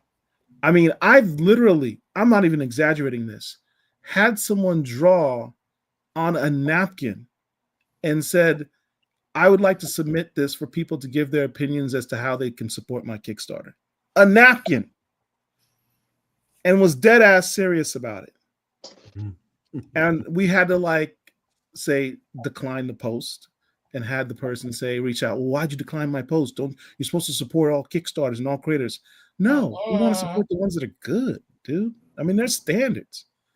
But yeah, we struggle sometimes with, do we let everything in and let all of y'all sort it out by saying that's objectively bad what you just posted there, and let the people do it? Or do we filter it out? Then we get accused of being gatekeepers. We don't want to do that. Right. Well, Paul, I'm a quote a white man. Probably the most famous white man there is. You either die a hero, or you live long enough to see yourself become the villain. Yeah, and apparently we've lived a pretty long time, because we're becoming the villains now. Right. I'm okay with it. Well, it is what it is. Can I say something real quick, because I'm getting old and I forget stuff. I want to say something too. Critiques. Sometimes you have a critique about something, and it may not necessarily be that the art is not necessarily good, the story may not be good, but it may be like that may not be the story or the art or the format in which this particular person can shine on. Like, for instance, there's certain writers that they can't write a superhero story to save their life, or they got to write a horror story, or they got to write a war story, or there are certain artists that are more suited for different genres. With that being said, people know I've been very critical of Coogler for Black Panther 1 and 2. I was very critical because they know how I felt about that movie. Black Panther is my favorite character. I grew up with him. I just felt like that wasn't the Black Panther that I know. But I've also said, and I'm on record on this, I've also said, I don't think that he's not a good director. I don't think he's not a great director. I just don't like him doing superhero movies, right? Right. Now, Sinners is going, in my opinion, has the potential to be on the Mount Rushmore of that type of movie that I like. You understand what I'm saying? So the reason why I'm saying that is because two things can be right at once. I can sit back and I can say, I don't like the way he did this, or I don't like what he did with this particular set of ideas. But this right here, oh, I'm all in, and I feel it has the potential to be like John Carpenter's The Thing, like have that type of weight to it. And that's a tall task to ask. And it's and the only reason I'm saying is because people see me. I was super critical of those films, but I was super critical of the way those films turned out, not of the skill level of the director. I had some questions about some choices that were made, but I've also said I felt like his other movies I felt were really, really well. I feel like that just wasn't. I felt like the superhero genre, in my opinion, just wasn't for him. So I feel like too, like there may be a particular artist that I look at, or I'm like, I'm not really feeling that. But then when you see them do something else, or they do their style a little bit different, you're like, oh, this is where that's at. So, well, thank you for segueing into this. I had this picture all queued up, and you segued to that topic for us. Let me start by saying, for this segment, we're going to have to rename our group. We're going to have to rename our group the Brotherhood of Evil Black Comic Lords. It would take Jeffrey Thorne to come up with such a dope ass name.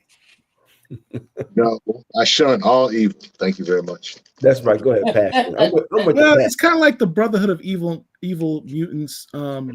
It's an ironic. It's a statement made to be, ironic, or it's. I mean, I get it. Here's the thing about it. Here's the thing, Paul. I would say that because we have people that would accuse us of this should actually be our real name. Well, I mean, the thing is, Brotherhood kind of leaves me out, but I'm okay with it. Oh. I mean, when it comes down to, champion independent creators and characters and that kind of thing, there's always going to be some nuance, or it's always going to be a learning curve for some guys. It's going to be one of those things where, for myself personally, if I really think a book is amazing, I'm going to tell people. Right. If I read a book that's not good, I'm not even going to talk about it. And I think that's the thing that, as for us, some people may feel like, okay, we're pro creator or pro writer versus us, being objective, that kind of thing. And we wrestle with that because at the end of the day, we're fans. Mm-hmm. Right. Whether we collect or whether we participate in the we're all fans. And so no one wants to just have a content or a channel that's dedicated to just nonsense or negative critiques, because that's a lot of that on YouTube. A lot of creators, a lot of YouTubers are making a lot of money just talking bad about everything. And going back to the original topic, when a book is good in our space, they don't talk about it. Yeah. Which is weird to me. Now you keep saying all this stuff is whack or whatever, but you won't even talk about the good stuff. Doesn't sound good. I can count on probably on two fingers the commentators or the YouTubers who talk about Philadelphia. How amazing that book was, but no, they don't talk about it. Right. Or it's Bitter Root just dropped. Mm-hmm. Why isn't every comic head out YouTube podcaster not talking about this book? Which is do you really want to go there, Paul? Emotion sells. If it's negative, it's like I was watching a study, and the top of the list of social media sales points are if you can create obviously fear or negativity to create a negative emotion, that's the top. Then puppies and kittens all the way down, and then cool, general opinions are all the way down. So and then it comes to the real, I saw Jeffrey picked up Philadelphia because of you guys. It is imperative that we have these spaces as creators for you guys to celebrate us. Somebody always says to me oh, it's amazing you've held out for the right deal for Niobe to become a movie.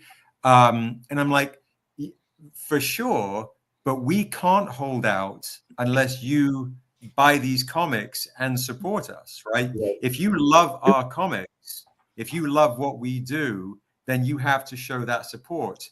Otherwise, it now and again does force creators to either do another job. If they're not getting, if their comics are not being purchased, you can't pay the bills. You can't, hold out for the right deal. Right. So I'm always saying, can I ask you a question, Seb? Yeah, and I'll just say this quote, this thing I said: support indie comics like the way you talk about supporting indie comics. Don't talk about it, be about it. Otherwise, our space does not exist for you, and especially with authentic representation. A poster's great, a prayer is wonderful, but a pledge allows us to put out the work that you talk about wanting to see. Otherwise, it ain't going to happen. It just will not happen. Making a comic book, as Phil will get into, is not cheap, not easy. No. Time, attrition, dedication, conventions, doing whack conventions, travel, you name it, to put out the work that you guys want to see reflected authentically with story, culture, nuance. So without your support, like that's why, you know, we do the Black Comic Lords exclusive to show you guys love, because you show Stranger Comics love. But without that support, it's just talk. And it gets, as a creator, honestly, like, oh, I need to see more representation. I need to see this. And I'm like, you got my link, right? You can do $1 on the Kickstarter. $1. Right. Algorithm up. Now, let me tell you, we dropped a Kickstarter. The app was down day one, and then Android phone was not working day one and day two. We lost about 100 pledges.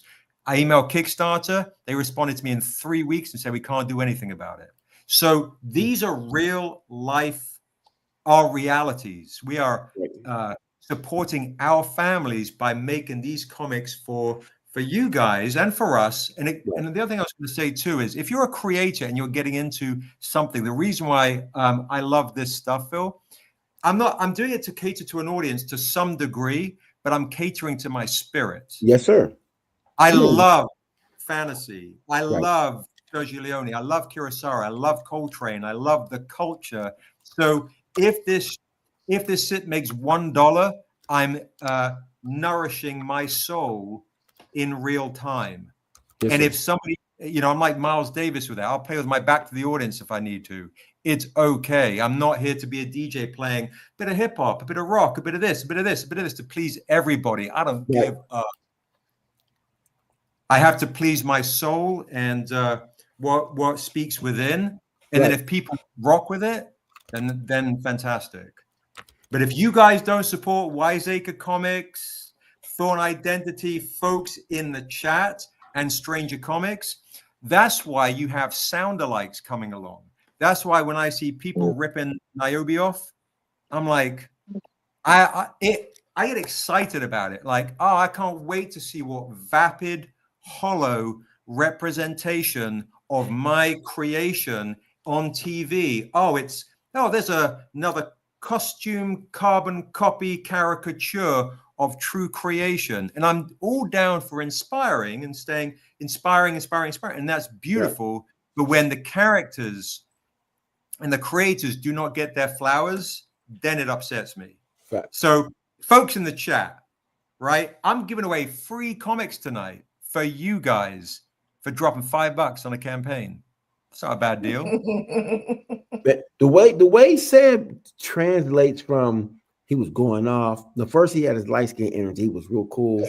Then he started going off, and then he started snapping, and then he hit you with the and I'm still giving after he cuts everybody out. He said, and I'm still giving y'all free comics, man. I love see it's the duality of this brother that I appreciate, but it's the realness. You know what I mean? And it's amazing. It's amazing. Let me ask y'all this real quick. I've driven trucks around the country for this. Broken down trucks, hoofing boxes of 51. I sold comics out of a Dungeons and Dragons barn to 3 people. Do you know what I mean? Like when you hear stories of like, oh, we started this. Yes, right. Slept in my car for this. This is my truth. So for folks who are creators out there, they understand the grind. It is, you are basically taking time away, right? People go, what's the hardest thing, Seb? The money, for sure. The time, right? Time is the most valuable commodity, right? Your time of day. You go like, okay, well, I'm taking time away. I want to spend time with my son. I can't do that because I'm on the road. But most importantly, my family, they don't have the time with me while I work on my dream to provide for them. Right. So I've got to honor the time spent with these creations, these moments when I have the Black Comic Lords are so gracious to have me on, my time in a booth, my time 11 hours on a StrangerCon, my time on a Thursday Live, but my time with creation honoring that time spent is everything. All right. Let me say something to you, sir. Right? What are you going to say?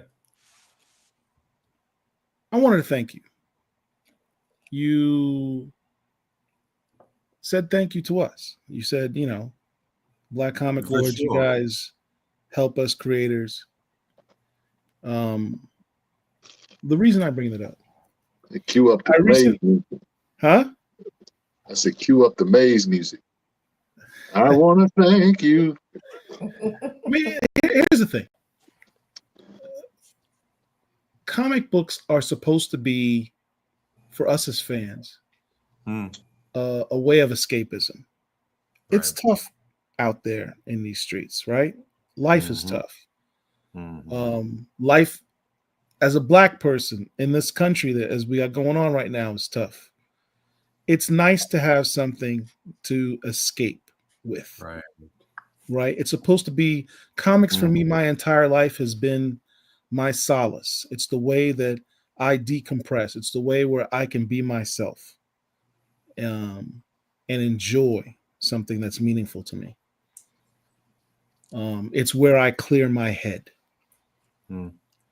I don't have to spend my time moderating a social media spaces. I don't have to spend my time spending countless hours reading books and preparing questions and interviewing people or doing lives at this time of night when I could be, you know, watching television or what have you, playing video games. Don't have to do that. I do it because I want to do it, as do the rest of the Black Comic Lords. Right. So when, you know, I was taken aback recently, I had a Black comic creator say, there's a feeling out there that Black Comic Lords don't support Black creators. And I was like, what? How is that even possible? It's literally in our everything that we do. Our resume is the work that we've done. It's Jermaine's fault, Paul. Jermaine?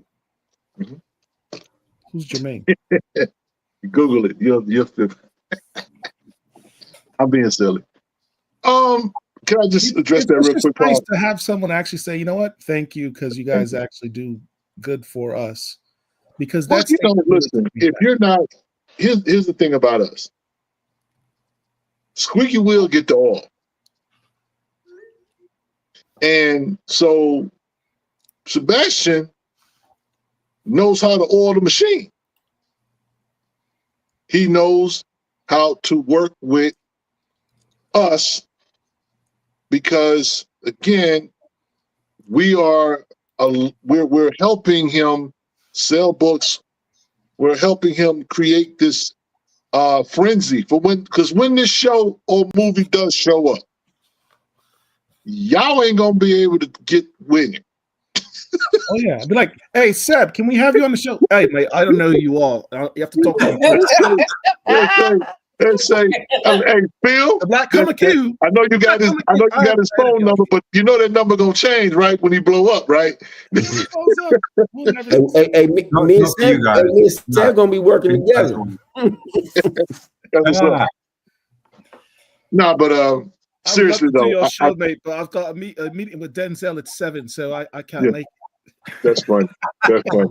But no, seriously, if you feel like we're not or you're not getting enough support from us or whatever, it could be you're not communicating with us enough.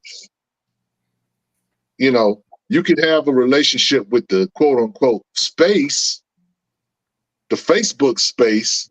But if you're not coming to us and say, hey, I want to come on the show, I want to talk about, you know, this, that, and the third or whatever. I want to, you know what I'm saying? I want to share with you some ideas, whatever. It's relationships. All this stuff is relationships. At the end of the day, it's about relationships. Yeah. Relationships is what make business possible. Yes, sir. You know, why do you think people do a lot of business on the golf course? That's where the best deals happen. That's where the best deals happen because people are relaxed. and people are doing something that they love. And of course, this is comics. So you would think this would not be an issue, but it is. And here's the thing. You could feel some type of way.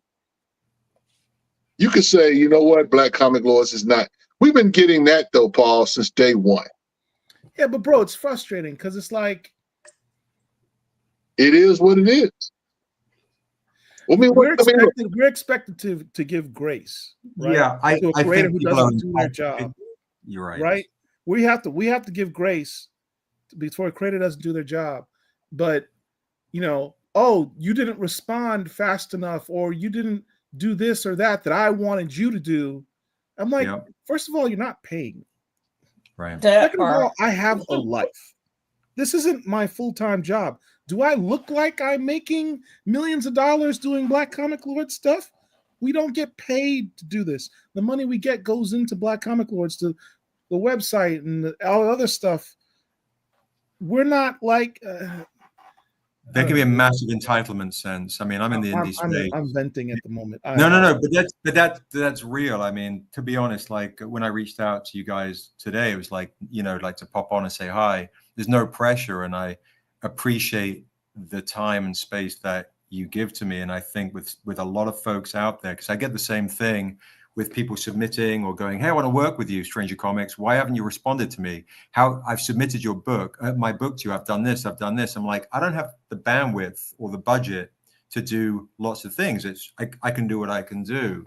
And I think there's at times an entitlement and a misguided frustration on folks that want at times to have something to immediately be like, oh, he didn't get back to me in a day. Oh, as a venting opportunity. I mean, you know, folks should be respectful, you know, of your time. I mean, this is a huge opportunity to say hi and get to know folks, you know. But a lot of folks don't know how to come correct. I deal with that on the regular too at our comic company, and always rarely in person. That's always fun, you know, but rarely. But online, at the end of the day, Black Comic Lords is just a platform. We're, you know, Rich, myself, Angel, Herschel, Derek. We're the caretakers of the platform. But it's not our platform. It's all of y'all's. You're not doing enough, Paul. Just not doing enough. I don't care that you got a family. I don't care that you. I need you to promote this book. Do this right now. Like, I have a life. Say, I don't want to hear no critiques. Promote my book. That's what the people are saying. And I'll say this too, in y'all behalf. You know, one thing I'll say about y'all that I think is always dope is that y'all kind of allow the space to self-govern itself. And most groups don't allow that. I mean, sometimes some things don't get in, sometimes they whatever. Every once in a while, y'all may delete something for better or for worse or whatever, but I feel like y'all do a very fair job of allowing the artists and the fans to kind of have these conversations. And I think that one thing that is really good is that it's a good resource for these artists and these writers. You know, what I don't see is I don't see artists posting artwork. Like, I don't see artists saying, hey, I'm thinking about doing this book. Let me show y'all a couple pages of what this looks like. What do y'all think? Let me get this before I decide to go ahead and spend this money in whatever. You know, I think that's one of the things that the internet is good for. I think YouTube is good for. I think Black Comic Lords is good for. You have all these. That's a good point. That's a really good point, dude. I'm a smart nigga. That's what we do, man. No. Seriously, like, people were like, oh, here, it is an opportunity that I think a lot of creators miss out on. Mm-hmm. If you're trying to figure out, is this concept going to work? Are people going to be interested in this? Right. It's a perfect opportunity for you to post stuff in the space and say, hey, give me feedback. Let me give you an excerpt of my book. Here's a couple pages of art. Tell me if you like this, if I could tweak it some way. And in the same regard, you're getting feedback. And from a business sense, you're also creating a buzz on your product. It's the business side that a lot of people don't get. Well, it goes back to what Rich said, though. I've said this before. It's about the relationships. I don't listen. I'm going to be at 4 different cons this summer. That's and all. guess who ain't and guess who ain't paying for none of them? Me. Invites. Right? Real talk. Angel just called you a rookie, by the way. I could be a rookie. I said it was 4. I'm like, that's all. Okay. Yeah, that's it. I mean, hey, but it's my first outing on it. I mean, I only got 4 of them, but I'm taking TV calls too every other day too. So I got to balance it out. I can't do everything, baby. You know what I mean? That's all these. I'm surrounded by Hollywood people. Boy, don't do that, Rich. Don't do that. But let me say this: can I have your autograph? Can I have your $50, man. I'm giving you. I already got Seb's autograph for multiple comments. Let me say this real quick. What I would like to see more of, in all honesty, is I would like to see people posting, their artwork, or I feel like that's important, or people bouncing ideas with each other. I want to see, artists linking up with each other, and people like, hey, I want to do this. Hey, let's talk about this. Let's do this. I've hit people up about being in the collection and Black series that we're talking about doing, and but I see a lot of people that I've hit up before kind of just whatever, but now they see shit popping, they hit me up. I'm like, that's all right, fam. I'm good now. But there's some really talented artists, there's some really talented writers, and I think y'all could create your own mini hubs. It doesn't even have to be with everybody there. Like, you can get your own little section, like, yo, me, this person, this person, this person. Let's sit back and let's talk about, maybe we could come up with something, and we could work something together. And I think there's enough. We're surrounded. There's a lot of fans, but there's more talent than anything in BCL, and it should be like this could be a springboard for these books and these artists and these writers. But sometimes we got to work together. It's not all doom and gloom, but we got we got to put it together. I mean, the artist that I got working on my book is my guy that I met at the original Art Expo. And I got some major big dogs talking about doing. I ain't even got a deal yet. I got cats hit me up talking about we gonna do covers for you. So I'm just trusting God and just making it all work. So. But Kane and White, I'm gonna be hollering at you, Playboy, about something in the near future. So, Stossel Serious asked if he can share a link. Sure. Stossel Serious, I just saw your name in the back of a comic book in the letter section. Did I see that recently? Weren't you in what was it? Was it X-Man Hunt Omega or something? Weren't you in the letters page? It's kind of a unique tag name. It's a great name. Kenan White says, yes, sir. Some folks come onto your site for nefarious reasons. They don't like to see you doing well and being prosperous, so they try to discredit and tear you down. BCL makes them nervous. That's real. Man, that's true. I don't know why, though, man, because we're not here to do nothing but help. Say that part, man. Look, we only here to help. Hold up. I mean, the thing is, a prophet is without honor in his own country. And when you're around people that you're familiar with or whatever, those people will not give you the honor that you do or the respect that you deserve. It'll be people on the outside that will champion you and that will rah-rah you, and while the Negro that's standing right next to you, that's just Rich. He ain't nobody. But somebody like you think you're the best thing since sliced cheese, that don't have no relationship with you. It's just the way this thing is wired. And part of that is to keep you humble. So when it comes to things like this, what we do or whatever, it's part of the package, I mean, it's fair, unfair, foul or whatever, you know what I'm saying? That's just a part of it. You don't, especially being somebody that works in ministry or whatever, you used to getting lied to. You used to people misunderstanding you. You're used to people criticizing you. It comes with the territory. It's like, okay, and this is how we handle the people that love us. And I'm gonna say this, and this is gonna mess with somebody's head, but I'm gonna say it. There's an old saying that the person who no longer cares once cared too much. Mm. So if y'all wake up one day and Paul is saying to y'all, Richard left the building. He don't care no more. Y'all done burnt him out. Y'all done ran him away. Y'all didn't respect what he was trying to do. What can you say? Because most people, be honest with you, don't really understand who you are for them. Right. You know, Sebastian, you know, creators, writers or whatever, they help us get up in the morning. They help us to deal with life. Because life is life. You got family, you got trauma, you got drama, you got stress, you got angst. And now I come over here and this is what you giving me? Come on, man. I was sharing with a brother. I said, you know what?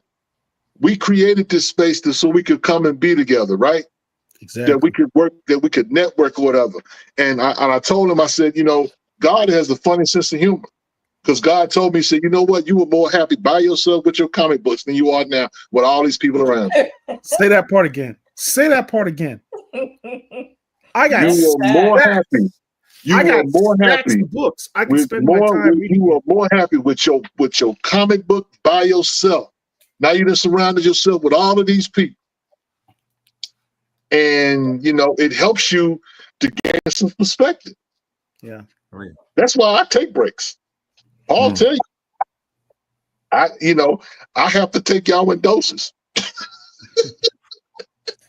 Hey, shout out to and Sebastian, since you here, and since you hear me, you're my brother, I'm gonna tell you, take some time.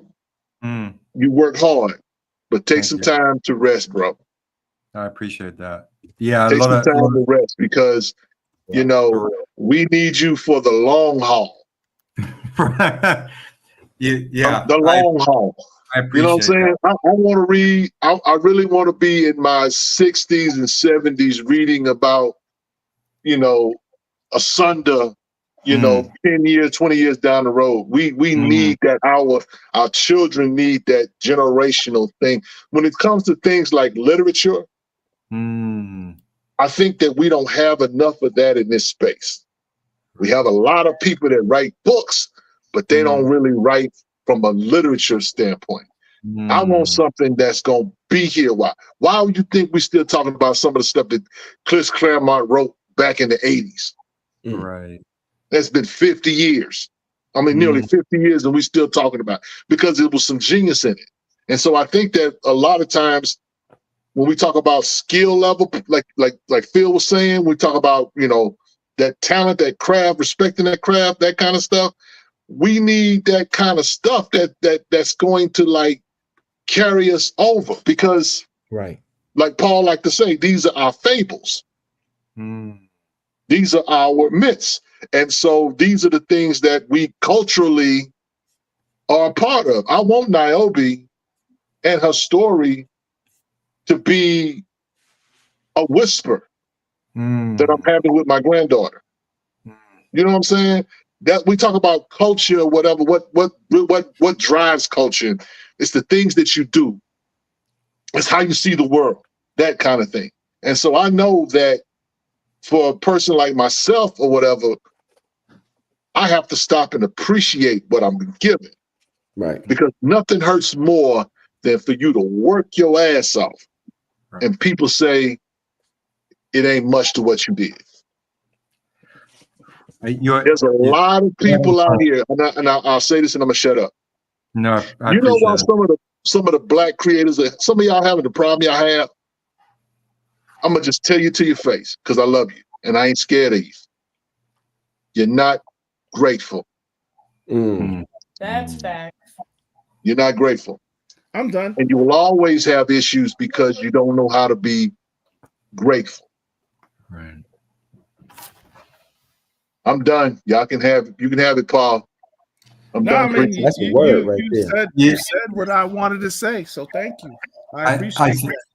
Rich, I appreciate it massively too. Like what you said to me is it echoes massively from my friends and family that basically see the right now, how hard doing a Kickstarter is, 8 months of preparation, you know, to get to this moment. Your survival depends on it. You're raising your kids on it.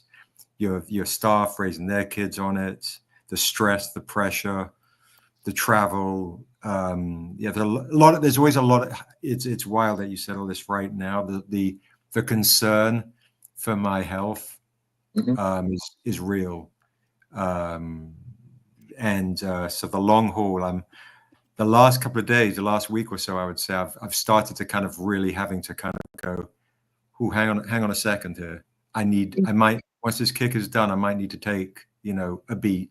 Of course, the following weekend I've got LA Festival of Books, but then after that, I'm off. I'm off to Oregon. I'm going to be with my boy. We're going to spend 8 days. Yeah, I spent 8 days. Yeah. With my son. son. I'm gonna just tell you, I can only speak what God gives me, and I'm just telling you that. So I'm only saying that because, again, that wasn't something I thought about 2 hours ago. That just kind of came out of me. So what I'm saying is that take the time that you need to get the rest. You know what I'm saying? Because like I say, I'm thinking I want you to be here for the long haul, because I appreciate that. You know, you have done. I'll say it like this: you have done enough. You have created the foundation for your brand that ain't going nowhere. You've done that. What you're doing now is literally building on that foundation, and most people can't even get to that. Most people can't get the foundation done. Phil, I think I'm in the survival mode, right? Like, it's automatic survival mode always, because for a number of years, and it was always a situation. We've been in business for 15 years of, if we didn't make X at the next Comic-Con the next weekend, we're out of business. We don't, and that sat within me, and I didn't really share it so much for the team, as I didn't want them to have the pressures and so on. I appreciate you. And then sometimes we have to take secondary jobs, plumbing jobs, this job, that job, this job, the stuff that people see you're hanging out with Amanda Stenberg and Halle Berry and stuff. Like, no, you know, we work with them for a quick moment. You know, it looks great, they're cool, it helps, you know, and so on, the emotional connection for fans, the celeb and all that kind of stuff. But the real is my family's survival, my exes, my kids, whatever, feels solely reliant on my day-to-day not knowing how to stop, not knowing how to slow down, and it builds over like what you're saying, for Rich, sorry, is it's built over these years into, when there's a con, I've got to do the most amount of cons, the most amount of lives, the most amount of this, because ingrained in me is like, oh, I can be going back to sleeping in the car, and I cannot let people down. I can't let fans down, my family down, but it's been hitting. So you're speaking such truth to my soul, and I think sometimes also when you're feeling like, oh, folks are kind of borrowing, or they're inspired, and things are getting made, you know, and I'm very much James Brown vibe. Like, I got mine, I don't worry about his. Come on, man. I try not to, if I got $100 and my enemy has 1,000 or $1, I still have $100. So why am I tripping about my enemy? If I have $100, my friend has 1,000 or $1, I still have $100, but I should wish for my friend to have $1,000. So I try not to try not to let ego or jealousy or those type or envy into my heart. Like, I still have what I have, and I want somebody else to do better. Right. But when it's affecting bottom line and dollar and survival, I always feel like I'm in survival mode while protecting the integrity of this little girl right here, and understanding I'm trying to make, because you guys see this, the truth, why I sell all the time for survival. We can only make this show that we've tried to create, as you said so beautifully, and I so appreciate it, literature on the screen. We can only do this if folks continue to support. So I'm always hustling, right? So it's Hey, Seth, I need that beat for So sure. let me say this real quick. I need for people to understand something. I know somebody said something about get back to comics. I need for people to understand something. BCL, when we do these Wednesday joints, this is family. This is talking. You tell me somewhere. This ain't. It gets to a point where when it gets later on the night, we're not even talking about comics no more. It's almost like a therapy session. You tell me where you can see anywhere where you got black men and women. Angel, you here too? But we're gonna talk about the men right now. Okay. So you got black men live talking about some things, and we've segued out of the comic space, and we're talking about real stuff. So even when we talk about the art stuff and we talk about the comic stuff and this, we're talking about values and things of that nature. When we're talking about if I give you this, if I give you something, you're supposed to give me something back. That's real life stuff. So the thing is, this translates, the things that we talk about is real. This thing translates further than comics. It's about your moral compass. You understand what I'm saying? And the fact that we can sit here and we can talk about certain things and we get deep, we get deep with this. And there's other people, sometimes we sit back and we say a lot of different things. And sometimes it's not for y'all, it's for us. Sometimes we say things for us, but it's under the guise of it's coming to somebody else. And if you come on here and you wanted to just talk about Power Man and Iron Fist or whatever, you're going to get that on certain days. But there's going to be certain days where we're going to talk some black shit, some people shit, some real stuff. Like, excuse my language, I apologize, but it's real. We are real individuals. But I got kids, I got grandkids. We got, I'm getting ready to send my daughter off to school. These ain't games here. This is real life. We deal with real life stuff, but we still get up and we keep it going. And I will say this, everybody that's on here, Rich, Angel, said, Paul, these ain't just people I know from the comics world. I talk to these cats about more about everything else than comics. If we being 100, I've been over Seb's crib. Paul been to my house. Only person I ain't met in person was Rich, but that's coming. Done kicked it with Angel, so it's bigger than that. And we could do all the fun and games, but sometimes, it comes to a point where we got to get serious and we start talking about real stuff, because you may not get that. You don't get that everywhere, especially now no comic channel. This ain't about no capes and cows. It's about real life at a certain point, So it's real out here. So I'm done. I just want to say, it's funny because we get so much of our moral compass from comic books. Right. We get so much of our worldview from comics. And so it's like, if I really consider what I'm doing or what I'm reading and how I'm consuming it and how it relates to me and how I relate to it, it's real life. I tell people, whether it's about, if a book is about a god or if it's about a goat, it's a human experience because of the human being that's writing it. And so we try to connect the dots. Now, me personally, I don't mean to go down these rabbit holes, but it gonna come out of me. Paul, sometimes, like when we're not talking on a show, Paul be like, "Man, I should have been on live." I'm like, that's not gonna happen. So, I know that I love each and every one of you. Talk about outside the live. Yeah. Would I know I love each and every one of you guys, and my prayer is that you be the best version of yourselves as God sees you. That's my prayer. My hope in the process is that we get some dope comic books, that we get some dope things. But at the end of the day, I'm in this for the people. I'm not in this for no book. I love people. Right. I like comics, but I love people. Right. And so, I would just tell you, Phil, slow down. the reason why I say that is because people gonna need you. Yeah, People gonna need you. for sure. You. I'm just saying. I'm not saying that you stop doing what you're doing. I'm just saying slow down, because the thing is, you are a grandfather now, and that baby gonna need you more than you probably even know. For sure. So, life be lifing, y'all. Man, boy. Boy. Listen to what William Henry Hand said.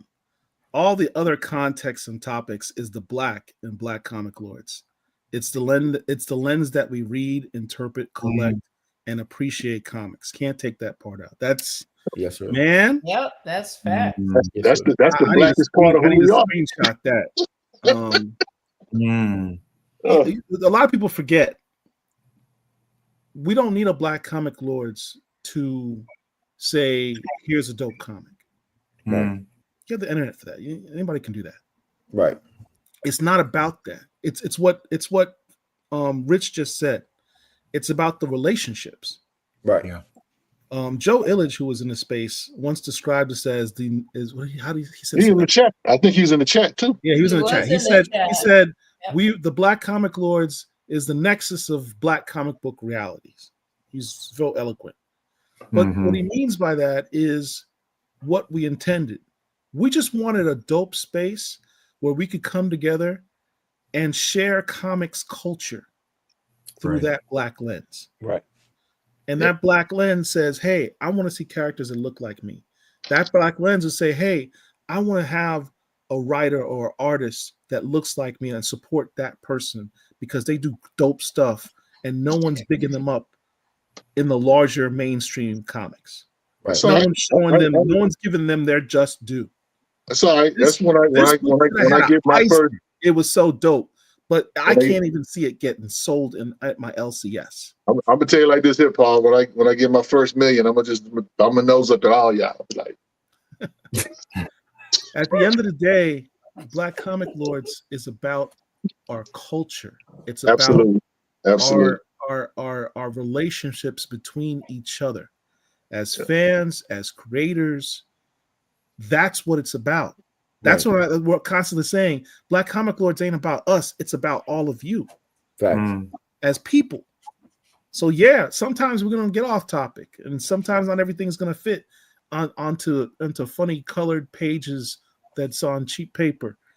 Sometimes it's about those eyes and those hearts and those minds that are looking at those funny colored pages. Right. That's the most important part. Tell you what, Paul, this paper about to go up, bro. The what? I said this paper about to go up. The tariffs. Tariffs, boy. Seb, are you worried about the tariffs, bro? Yeah, no, I'm not worried about the tariffs at all. I mean, look, we don't. I want to hear Seb's perspective as I mean, he's got that's more money you got to put out. Yeah, the tariff stuff is frightening, obviously, because there's a multiple different ways to look at it. Is one is obviously won't be able to print in China, but you got to make sure you read the fine print. But then two, the other countries that don't have such a significant tariff will become a logjam situation where every publisher is going to be like, oh, we need to go to that territory to publish. And then to kind of like maybe the folks that don't realize the paper that if we go for the Americans that go, oh, well, that's great. You can print in America. Well, the paper, the pulp comes from Canada. They're getting tariffed. And the pressing machines in the US come from Germany. They're getting tariffed. So it's not as simple to the folks that don't really know. The tariff affects everything across the board, including massively printing in America. So yeah, that's why, the hustle becomes more like you go, okay, we've got this big Kickstarter. It looks like it's doing fantastic, right? Which it is. It's doing really, really well. Our target goal is this, but you got 4 comics on there. Kanan White's so expensive, right, Kanan? Then you got a lot of artists, right? You got artists who are, like David Mack, Jay Lee. You got a lot of artists, a lot of production, and you're like, okay, we need to make this back. Here's our profit. Oh wait, here's our where's our profit? Tariffs just ate it up. How then do we survive as a business to get? So optically, it's like when we go, yeah, we're at $73,000. This is great. Kickstarter will take their fee of 10%, 8 to 10%. There'll be about 5 to 10% in dropped pledges. People will cancel it at the very end. So everything optically looks really good. And some folks, coming back to what we were talking about earlier, the jealousy aspect to the Black Comic Law is like, oh, they've got X amount of subscribers now. It's the same that I experienced a lot over the years with some folks. They're like, oh, he's doing great. I'm not going to support him. He's doing great, right? There's that jealousy perspective. Like, well, community-wise, I see who I've supported, who might not necessarily get me back, and okay, it's fine. I give unconditionally. But the reality, coming back to the topic, is tariffs. Yes, the state of the industry, the state of the world, massively. It's also people being afraid of going like, well, their businesses are being affected, so they might not have the extra disposable income to support their luxury item, which is a comic at a comic shop or a comic on a Kickstarter. And I have folks going, hey, Seb, sorry, I can't pledge this time. I'm like, totally understand. Or I can't pledge as much this time. Totally understand. So the knock-on effect for everyone's fear is really, really big. And just wanted to say one thing, which I think was the people aspect that Rich was saying earlier, and Paulie was saying it earlier, is like the connection that's really daring to be vulnerable, right? It's daring to be vulnerable, feeling like you're in a safe space as men, older men, and so on, is daring to be vulnerable and somebody else can, the little spirits are the ones that try and tear you down. Yep. And if you essentially can walk tall, to quote Cannibal Adderley, you'll be all good, right? But those little spirits are like, chirping away while you're trying to maintain a sense of purpose and integrity and connection to other spirits that want to continue to, plant flowers for other people to water and continue to uplift one another. And as a creator, and this is to the creators in the chat, dare to be vulnerable with your creations. So I think something that you were saying, Phil, earlier, some of the folks that really connect with some of my comics is I'm extremely vulnerable with the characters, right? Because I'm kind of a sensitive dude. I'm okay with it. I'm okay with being vulnerable, and I dare someone to try and take advantage of that, because I'm also that other kind of dude.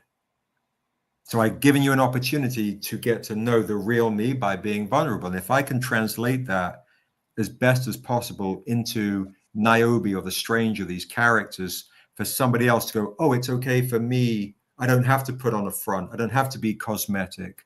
Right. I don't have to auto-tune my soul. I can be open to receive. That's really what I'm trying to essentially do with these characters, to connect. It's just that cathartic release to connect. And if somebody else gets something out of it, that's what we signed with HBO back in the days. Is one dude who was the head of drama at the time said, from the Untamed book, is the stranger you? And I'm like, yes. And he goes, is Niobe you? I'm like, yes. She's my hope she's my conscience. She's my hope to be a better man, right? It's those opportunities there. I mean, that's really why I feel like we as creators should create, is to allow folks to be vulnerable, to get in touch with those other aspects of themselves, and stop the bravado. That's it for me. Let me say this. I need something from Rich. I'm gonna say this to Rich. I might need Pastor Rich later on. When you're talking about not stopping, being vulnerable, and and doing your work, and you're talking about spirits. Let me tell you something. And this is real, and I don't want y'all to think this is real. And it's personal, so we keeping it 100. It's after 11, so ain't none but the real ones left. I believe in the physical and the spiritual world 100%, and I do believe that the devil be busy. So we're gonna start preaching right now. So y'all don't want to hear this. Y'all go ahead and get off right now. Go watch y'all goofies. We about to be real. I got off the plane.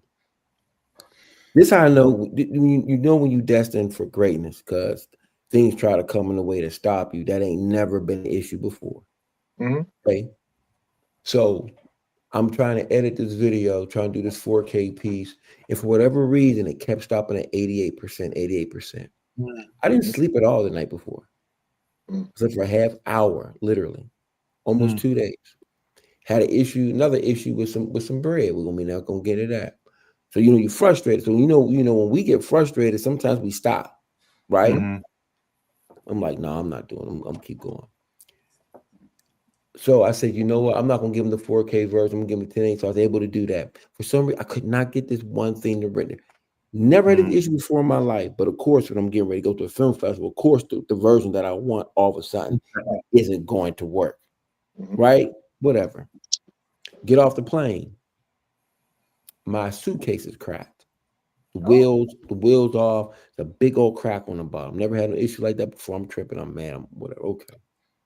Frustrated. Get back. Go to the room. Get straight to the room. I don't kick it. All I do is work on the stuff. I get it to go. I'm like, okay, I'm gonna send this off to the projectionist, and they're like, well, we're not gonna be able to use that because we would have got it earlier, and it's too, the file's too big, it's too robust. We're gonna have to use the other one. I'm like, bonk, God, we just gonna do what we're gonna do, right? I just got my glasses fixed, my Dahmers. Take them off, brand new, just breaks out of nowhere. Just pops off. But I had an extra player with me. You know what I'm saying? Just pops off. I had this is real.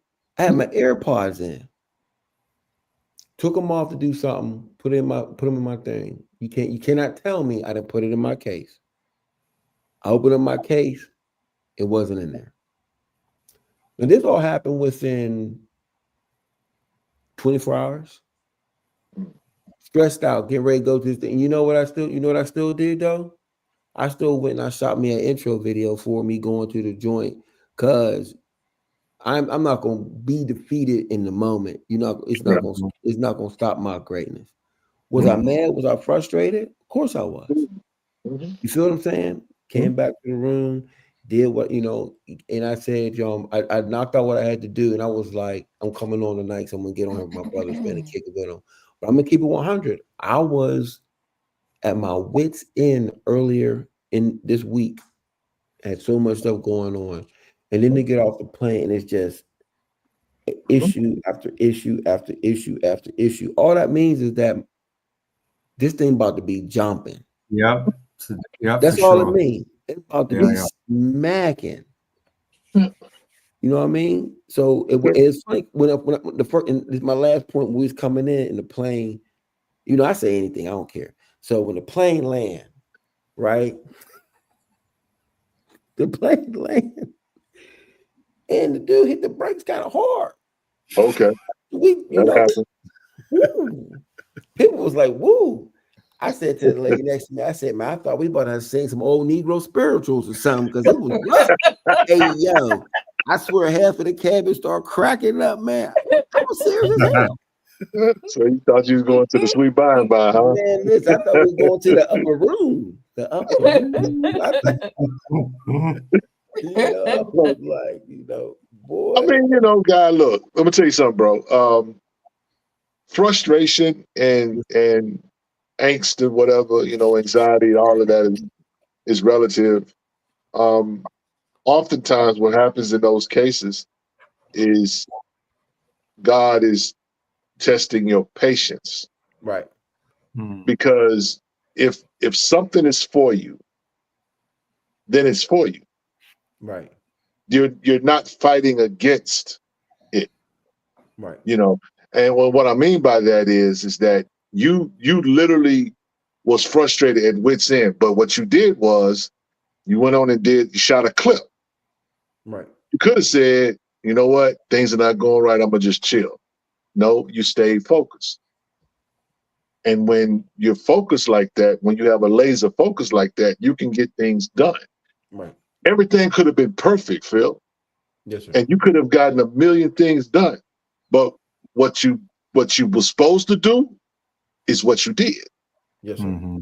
So even when it comes to when we're all faced with adversity, and I'll say this to artists and creators, when you are faced with adversity, whether it's writer's block or whether it's you're trying to get this image out of your head and onto this canvas or whatever, it's all about patience. And sometimes we forget to breathe. Mm-hmm. And you know, sometimes you just gotta like stop and just give yourself a moment. I'll give you an example. This is a silly one, but it was true. I'm sitting up there, I'm eating a Chick-fil-A biscuit, right? I'm eating this biscuit, and then I start laughing. Why you laughing, bro? I'm eating a Chick-fil-A biscuit. Listen, this is real talk. I'm eating a Chick-fil-A biscuit, and it goes down the wrong pipe. It's a biscuit. Now you know how a biscuit is layered, right? So it's not good. So I'm sitting there about to choke. Right. But I didn't panic. Right. Guy was sitting across from me, was like, "You all right?" or whatever. And I just did like this. You know what I'm saying? I just kind of like, I got it. And I just stopped. And I was able to get it down. But had I just panicked and just started really just doing a bunch of stuff, I would have did more damage to myself. Right. It's just like when someone gets in a pool and they start to drown and then they start flailing or whatever, they're doing more damage than they are helping the situation. Thank God it wasn't a Popeyes biscuit, because you'd have been a goner. Yes. And so in our lives are like that. Sometimes we think that it's not as bad as we think it is. Right. We just gotta know how to handle it. Especially Angel is here, and she's a sister. She know that there's certain things that she has to do as a woman to be able to handle there's a certain way that you have to. As men, it's the same thing. We just have to know who we are. When you know who you are and you know what your purpose is, it don't matter what's thrown at you, you're gonna complete the task at hand. It may not be the way you want it, but you learn a lot of lessons along the way. Yes, sir. So when you go to the next thing or whatever, the next project or whatever, and you have a hiccup, it ain't gonna throw you for a loop because you've already seen this. That's the thing about maturity as well, is for artists, writers, content creators, or whatever, you know what I'm saying? There are gonna be days when things don't work. For you still gotta work though. Yeah, you can't wait for it. Yeah, 100%. You still gotta work. So if you're relying on the technology, and I saw this clip with Spider-Man and Tom Holland and Robert Downey Jr. And he was getting ready to take the suit from him. He said, and Spider-Man was like, "Don't take this suit from me. It's everything to me," or whatever. And he told him, he said, "Well, if that's what this is, then you shouldn't have it."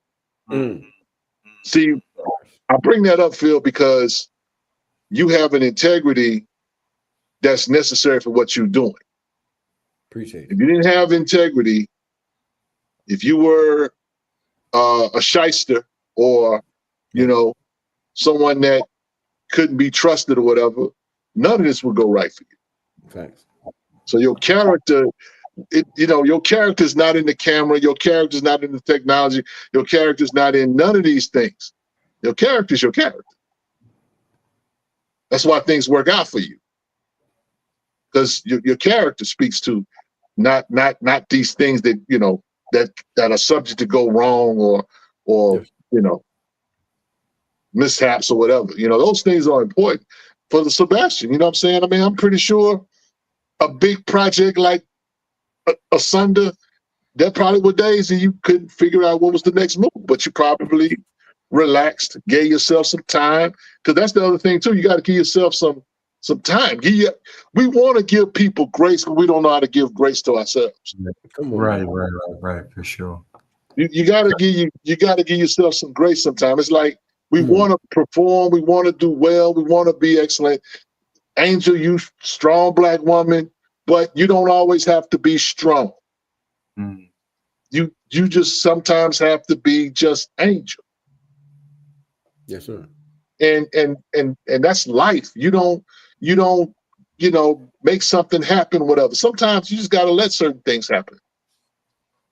Whether it's pain or whether it's relationships, whatever. Sometimes you gotta let stuff happen. Yeah. Right. Don't try to fix it. Right. My best successes have always been things I let go. Mm-hmm.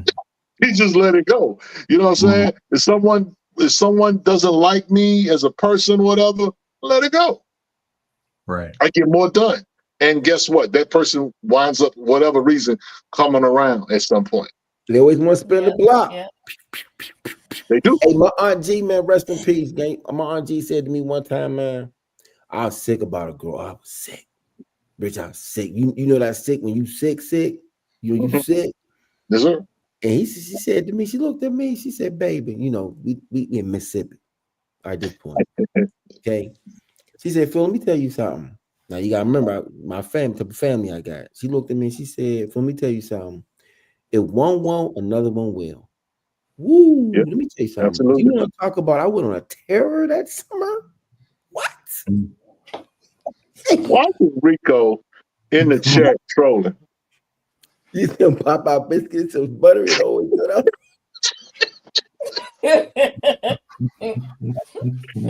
Shout out to Rico. But That's let me what ask you y'all get this for real having quick. Chick-fil-A rather than Popeyes. But Rich is bougie though. You know he didn't say Popeye. He does a chef's a Chick-fil-A. Hey man. You know what? I'm gonna be honest with you. Popeye's chicken has the recipe has changed. That ain't the same chicken I grew up with. How we get here? I don't know. It's life. It's life. It's black Because folks. it's black comic lords, you got to emphasize the black. That's right. Yeah. It's all Let's say we gonna talk faith. We gonna talk religion. We gonna talk about white folks. It's black folk. We get together. We gonna talk about it all. It's real. Yeah. Only I thing gotta, missing I is gotta space. shout out to I gotta take off in a second. I wanted to kind of share with you guys as we're in a sharing space, especially with the movie The Sinners coming out, right? Sure. The first book that I wrote, The Untamed, is called A Sinner's Prayer.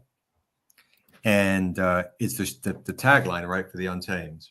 So you're a sinner, you pray to the man above, but maybe the man below is trying to steal your earbuds and put you off course. I'm a firm believer in that.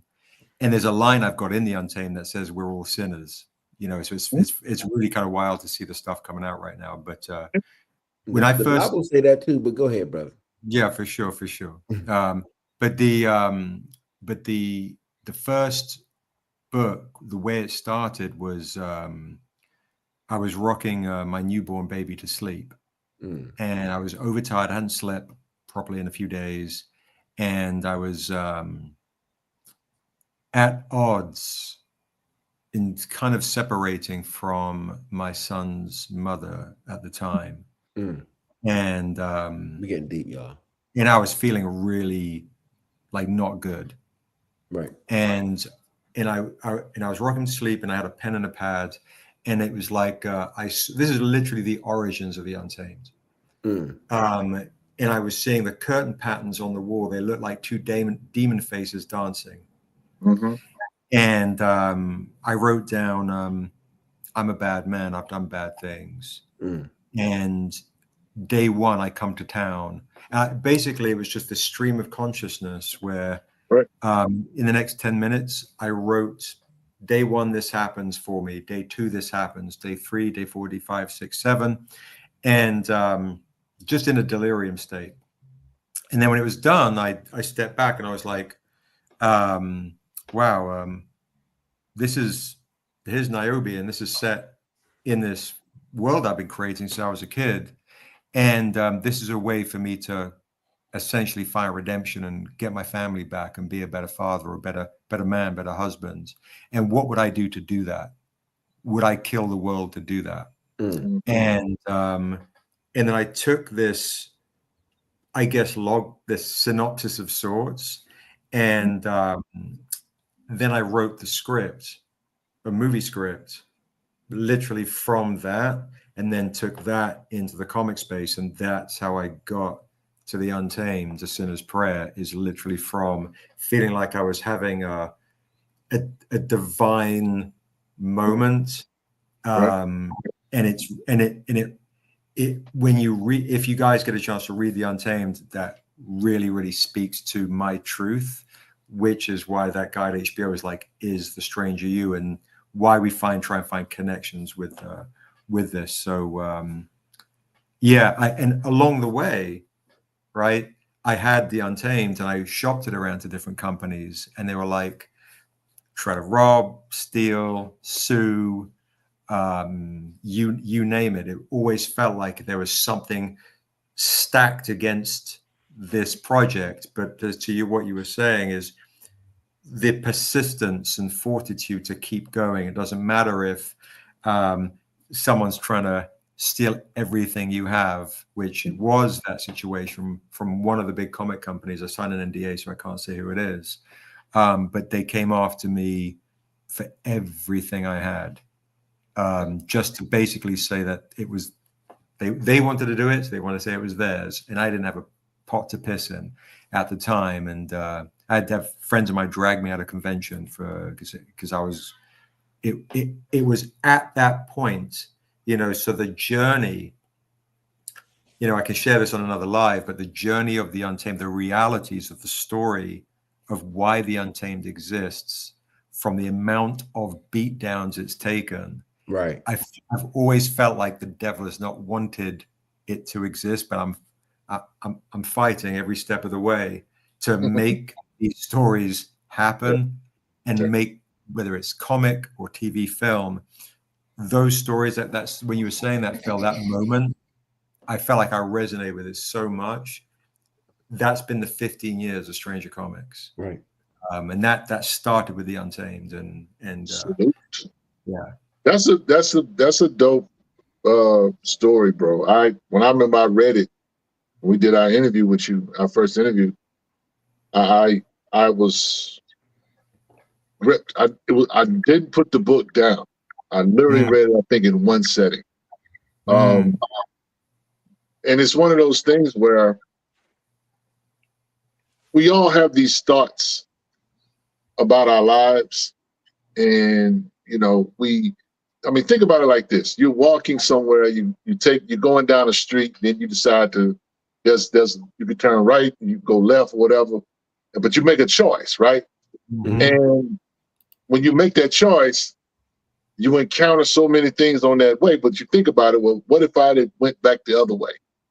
Because that's kind of how we choose our life, or how we think about our life, especially when things go south. I've been married to my wife for a little while, and I think about sometimes what my life would be if I had not met her. You're right. Or if I had chosen this other woman or whatever. And, not necessarily in a quote unquote negative way or anything like that, but it's just, our choices, ultimately put us where we are. And when we have pain, pain is the biggest motivator there is. It's not pleasure. Come on, man. Boy. Pain is a motivator. It's people run from it, but it's what I tell people like this. I tell people in my church this. I say life is not in the roses; it's in the thorns. You're going to experience more of your life in thorns than you are with rose petals. As much as if you might give your girl or your husband or your boo a bouquet of roses or whatever, and she'll look at the roses and she'll smell them or whatever, and she won't care nothing for the stems that help create that rose, right? Because that's what your life is, really, right? It's in those thorns. It's in that stem. It's not the, you know, the flowers be our children that we have, our grandchildren and all of that. That's beautiful, whatever. But, you know, Phil, you a well-to-do man in Pittsburgh. You know what I'm saying? You was a shorty one time. You wasn't always DJ Big Phil. I mean, look where you started and look where you are. Right. You know what I'm saying? Do you think that you had it, this was scripted for you, or did you just always know that you was gonna be who you are?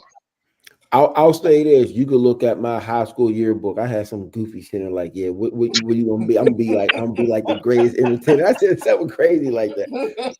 No, but I'll say this: I've always had a real high self-esteem. But I feel like I've always said, I joke and whatever, but I do feel like I have a really high, I'll say it again, I have a really high moral compass.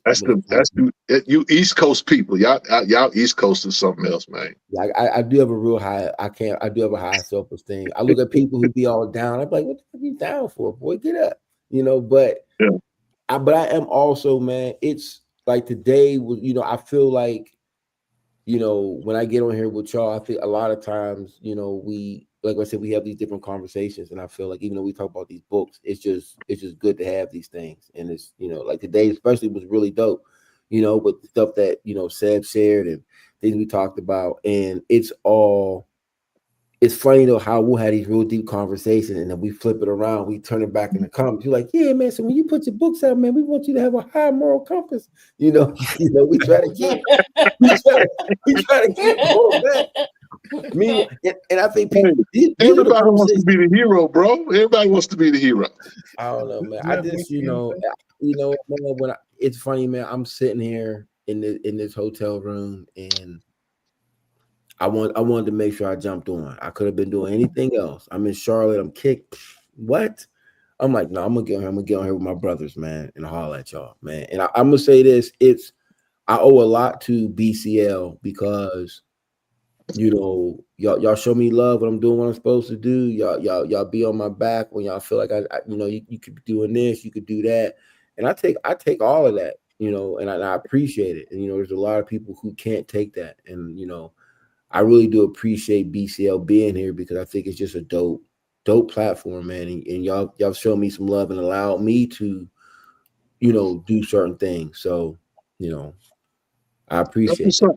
I mean, you know, you've been a solid supporter of ours, bro, and we appreciate you. You've always have been, you know, kind with your words toward us and rock with us or whatever. You know what I'm saying? I think that you saw something in us, and we saw something in you.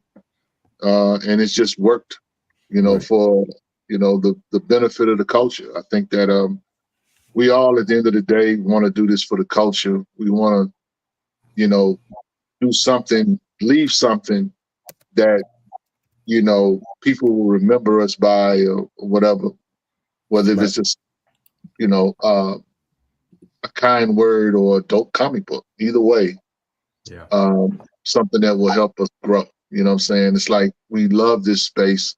We love the people in this space. We love the creators in this space. And even if some of them talk down, it's okay.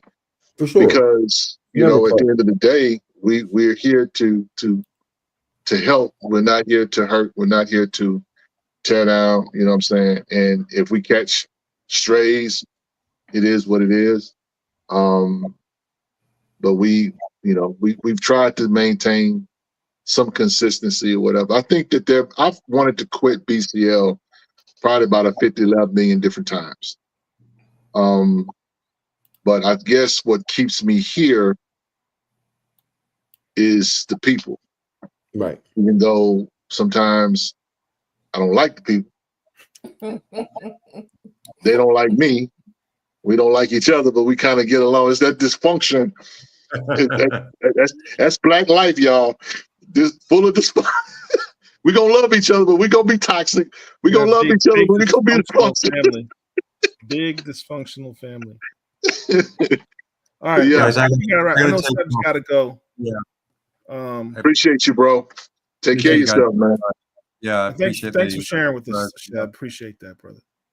Always, as to echo what Phil says, huge thank you to you guys for just giving me space to be to play and to talk and to be vulnerable and to dare to dream. So I appreciate you guys big time. You guys have a beautiful night, and back to Kickstart. No, you guys have a great night.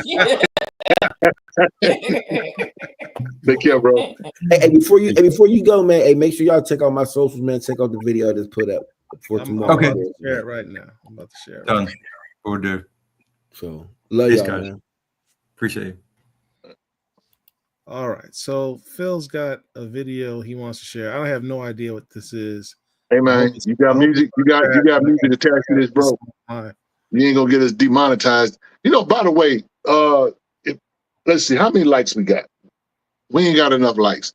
Everybody that's in here, please hit the like button. Hit the like button. Hit a like. Disunion needs like. We need some likes. Get your likes up. Subscribe to the channel. We have not gotten any new subscriptions to our YouTube channel in God knows how long. In a minute. It's been a minute. We're trying to get to 5,000, y'all. Come on, let's go. Let's go. We're only like 70 people away from 5,000 or something absurd like that. Like Ben should have had that last week. Anyway, so let's see. Is this it, Phil? Yeah, that's it. Let's see, I'll make this bigger. And hit play. Can y'all see that? Yep. Yep. Can't hear it. Can't hear it though. You can't hear it? No. Nope. That's a handsome man right there. Wait, hold on. You don't hear anything? No, don't hear anything. That's what we say can't hear it usually means. Can't hear nothing. Don't get fresh with me, man. I'll have to play this right now. Where else can I find this? I love y'all, man. Y'all be trolling each other. He said we can't hear. He said y'all can't hear. First of all, I don't sound like that. Funny. I'm sorry. That is funny, bro. Let's see. Seriously, you can't hear the sound. Man, you gotta stop using that might be a Facebook thing, man. I might not be able to do it. May be on my it's on my Instagram too. If not, man, people just go check it out, man, and share. We share it on the BCL page. Yeah, my bad, dude. I don't think it can work with the StreamYard. Okay. Well, do you have it on YouTube? No, I didn't put that up on YouTube. It's just like a little something for that. You know what I mean? I keep telling you to put your stuff on 30. You have a YouTube page, man. Use it. That's crazy. Well, anyway, Angel. Yes. You've been quiet lately, so let's we're gonna put the spotlight on you. Oh, what? Put the spotlight on you. You actually are doing a comic or have helped complete a comic. Why don't you tell everybody and their mama what you got cooking? Yeah, talk that. So next week, I'll be interviewing the comic book that I helped create. I do logistics for creators. What does that mean? There's a gap in the education step in comic book creation, and that's by design. The gatekeeping in the industry started probably late 90s, all the way till now. So those that have gone through the penciling stage and got to learn from prior generations, that's no longer available. Nobody's doing apprenticeships anymore. Because I've been around the industry for a number of days, I've been around. I am taking my experiences that I've learned and sat with and talked with from artists, from publishers, from retail, starting a business, how to get the idea to LCS. So depending on that company's or person's level of experience, I come in, I make things efficient. It saves you money because time is money. And if there's gaps, I'm that bridge so you're not falling and wasting thousands and thousands of dollars. So we got Skull Valley Comics, which is a brand new company. And like many of us, you have a dream to put out a comic book, and that'll be next week. We'll be talking about that story, which is it's a completely different story than anything I've seen. I absolutely love it. I'm excited about it. It is a horror adventure comic. So it's not traditional. It's a Black-owned company, and a lot of the contributors are people of color, and it's really good. Y'all need to come in next week, see what's up. So I guess it's safe to say that you're gonna be doing one of the panels for the BCL con, virtual con. The BCL. Oh, sure. I mean, if it's about logistics and creation, because again, like I know you ain't giving no variables about what you're gonna be on a damn conf. Man, I know you lying. The answer is yes. The hell? Maybe. That's it. We got to get in touch with our people first. We'll get in touch with your people. We'll call your people. Yo, that was man. Yo, bro. Speaking of the BCL virtual con, I want to know from the chat: is anyone interested in this? Uh-oh. So I told you, Phil, we've been working on it. Great minds think alike, my brother. All day. Who's down for it? Let us know in the chat. Y'all ready? Yeah. Are y'all? So it's gonna be here we go. It gonna be interesting. Kanan White says, I think it'd be dope. Kanan, does that mean we can put you down to be in the virtual con? You spoke up. You better be down. Wiseacre gave us a strong arm. Listen, here's the concept. You creators, when you go to a con, you gotta fly out there. You gotta some of you have to pay for tables and stuff like that. This is virtual. You don't have to pay for any of that. You go on there. You can talk about your book. You can promote your book. You can direct people to your website. Sell your art. Sell your books. If you have original art, you can sell it there. You can do a live art that you draw right there during the con. Do it live, and then you can sell it. You can ask for commissions, promote your books, and it doesn't cost you anything. You know what? I want Kanan White to do a commission for me. I want a picture of Blade, Blue Marvel, Black Panther, and myself playing dominoes. That's hard. Jeffrey Thorne says he's here for it. Good. You're on the list, Jeffrey. Fred Littles, you on the list. Everybody writing this down? We got 2. Kanan White said, sure, maybe not the whole time, but I definitely no, it's not gonna be, you're not gonna be there the whole day. We'll give you a slot. You get a slot, you get an hour, half an hour, whatever you want to do, and that'll be your slot. And you can promote whatever you got. Kanan, if you want to go ahead and support, promote what you're doing over there at Rippaverse, you can go do that. Stuff you're doing for Stranger Comics, you can go do that.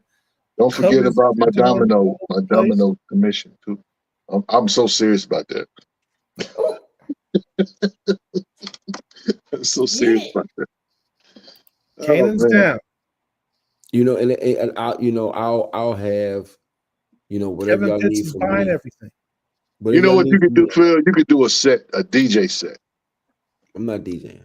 What? Come on, you DJ Big Phil. Come on, Look, bro. I've asked this cat for 3 years to give us a 10-second beat, and he still hasn't given it to us. I just gave Thinking him like 50 the other day. You could have literally, have. Why does BCL not have an official? Hey, bro, bring the whole union. Bring the whole union with you.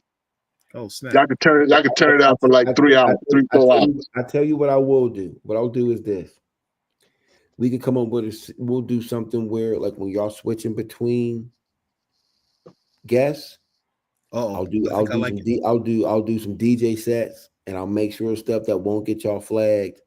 And There you then that'll be my contribution. And then I may even, we may even set out a time where I may even let y'all stream the whole collections in black film as part of the con. Oh, And okay. Now you know what? It's time to go because he didn't throw down the gauntlet. That's like putting out the art. What? Yeah, you know like, what? Here's the thing. See, Phil don't show up unless he got. He's like, there ain't nothing. What you got? What you want to show us, bro? You don't show up. You don't pull up unless you got something to pull out. What you got? I always got something. Uh-oh. This guy here, man. He always got something. I was watching one of the old shows, and we were talking. It was me, I think it was Paul, it might have been Derek, but we were talking about the Black Panther John Ridley run, and I had made mention that you had the pencils on the Buffalo Soldier, and we were getting a good kick out of that whole character, the creation of that character. But you got the pencils to it, and the pencils is dope. Crazy. Pencils is dope on that. You know what I'm saying? I got stuff I ain't even show yet, man. Rico just be talking, man. Y'all gotta let Rico. Don't put his stuff up here, man. They feel just send me 100 beats for free. That's funny. That's funny. But I think he said we should. Rico said we definitely should do the con. Are you going to grace us with your presence, your professorship? Yeah, Rico's gonna be on there. Father Time, Professor Time, give us a half an hour to share, drop some knowledge. Are you willing to do that, Rico? Just come on for half an hour and just drop. He's staring at the screen right now. He's not sure what he want to type. I know how Rico is. He don't know what to say. Shout out. Rico did a series with the Comic Hall crew. Black History Month. That was very, very dope. Shout out to Al. I watched a video Al did recently, X Factor video. For those that don't know, Al is somebody in the space who at one time was dealing with, cancer. So I'm glad he's in remission. So shout out to all the boys over there at the Comic Hall crew. But yeah, man, Rico did his thing. I mean, I was jealous. I was like, I remember when he used to mess with us. He don't mess with us like that no more. No, I'm just kidding. He's been real silent when I asked him if he's willing to go and do a half an hour for the con. Well, Phil said he just stared at the screen. Crickets. Nah. If we ask nicely, I'm sure he will grace us with a little time either way. But Rico gonna go in there. Yeah. But I do say that man, I'm looking forward to it. I don't know when it's gonna be. You gotta work out those logistics. I wish we had a logistics specialist on the team. We do. That's crazy, ain't it? You mean the one who said she's not coming on and she's not doing no?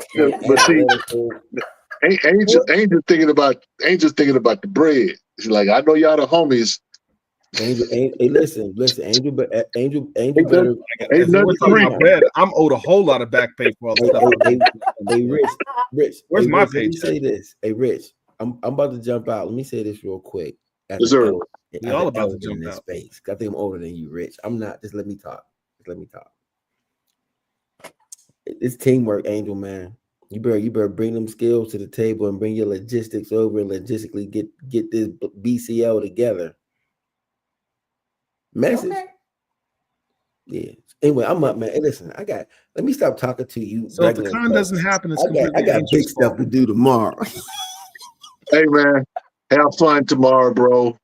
Congratulations again. Collections in Black. Rico responded. He said, I'll do a reveal of my new comic book. Boy, I tell you. Hey, Rico, you wasn't supposed to say nothing about that yet. Okay. Let me say this. I'm not. I'm done. Rico's fighting for that. We got you. Listen. We can't do a conference. I know y'all got something crazy. No, not me. I got something. So me say this since we doing reveals back and forth, dude. This is like Oprah. You get a car, you get a car, you get a car.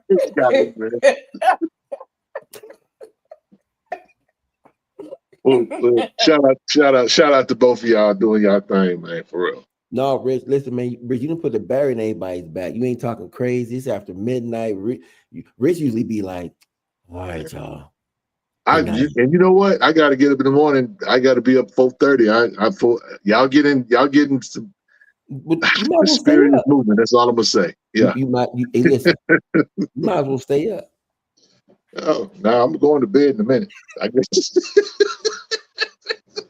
Let's say. I gotta get up there. Like I say, 4:30. You know. No, I'm all right. I got a little energy tonight. Paul kept calling me. I'm like, man, I just got home. He was like, you gonna be on? You coming on? I was like, bro, I just got home. I barely ate, and then because I'm not even thinking about the show tonight. I'm like, okay, I got to spend some time with this woman that's called my wife.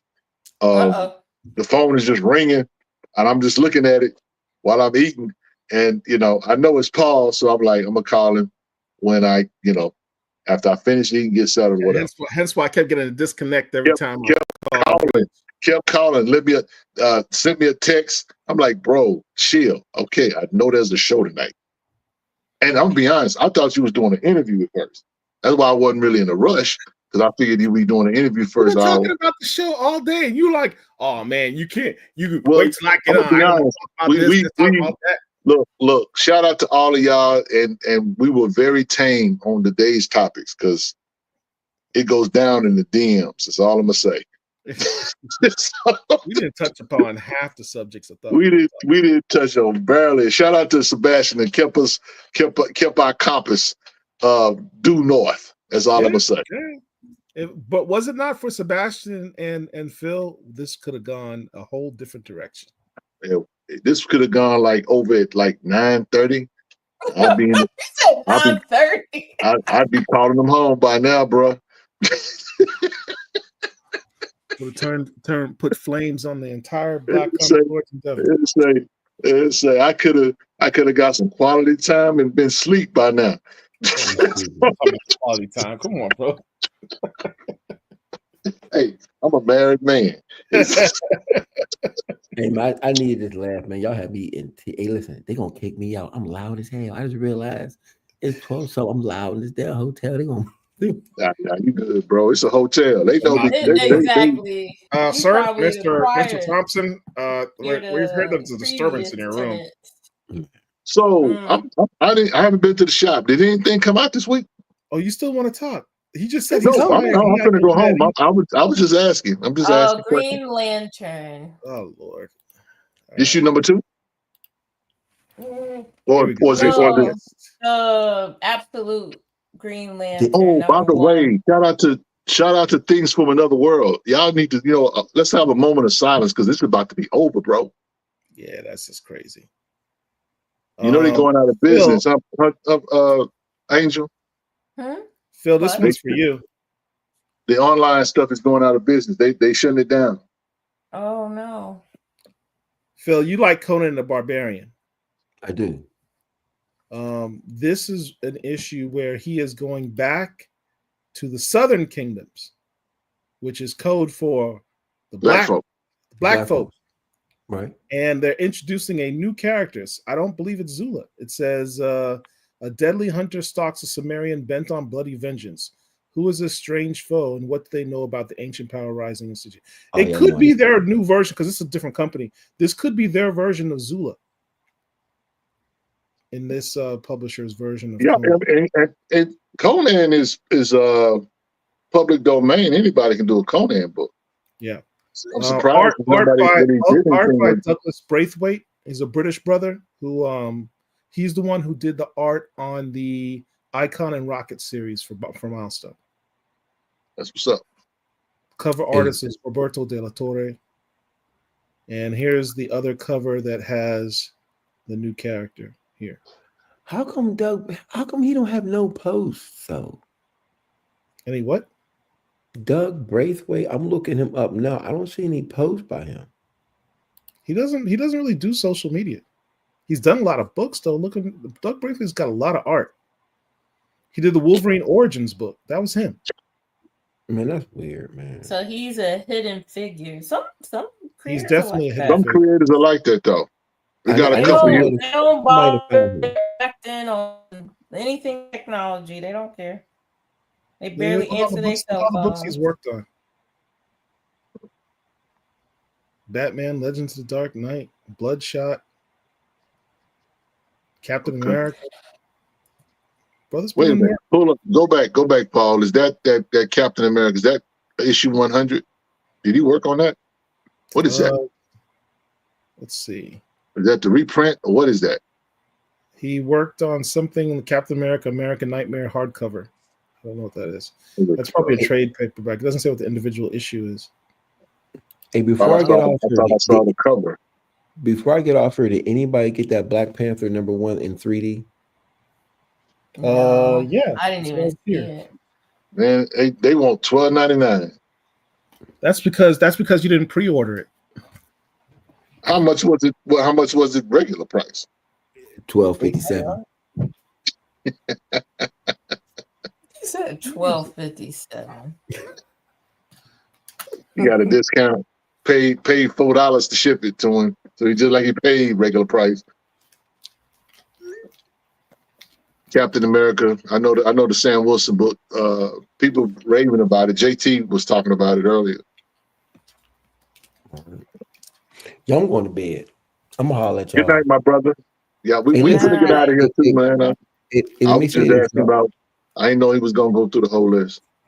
Hey, I'm gonna keep it 100, man. I really appreciate the conversation tonight, man. I really appreciate it. I needed that tonight, y'all. Here it is. Salute. Appreciate you, bro. Take care of yourself, man. Have fun tomorrow. For sure. Oh, I did see that. I should have Hey, grabbed when it. y'all get, hey, listen, Angela, Paul, I don't and know who Rick, that is. Angel. I'm sorry, Angel It's late. Logistics ASP. When y'all get a chance, I would appreciate it, man, if y'all left a comment on the Facebook with the joint. Try to get that algorithm popping, because I need people to come out there. That's what's up.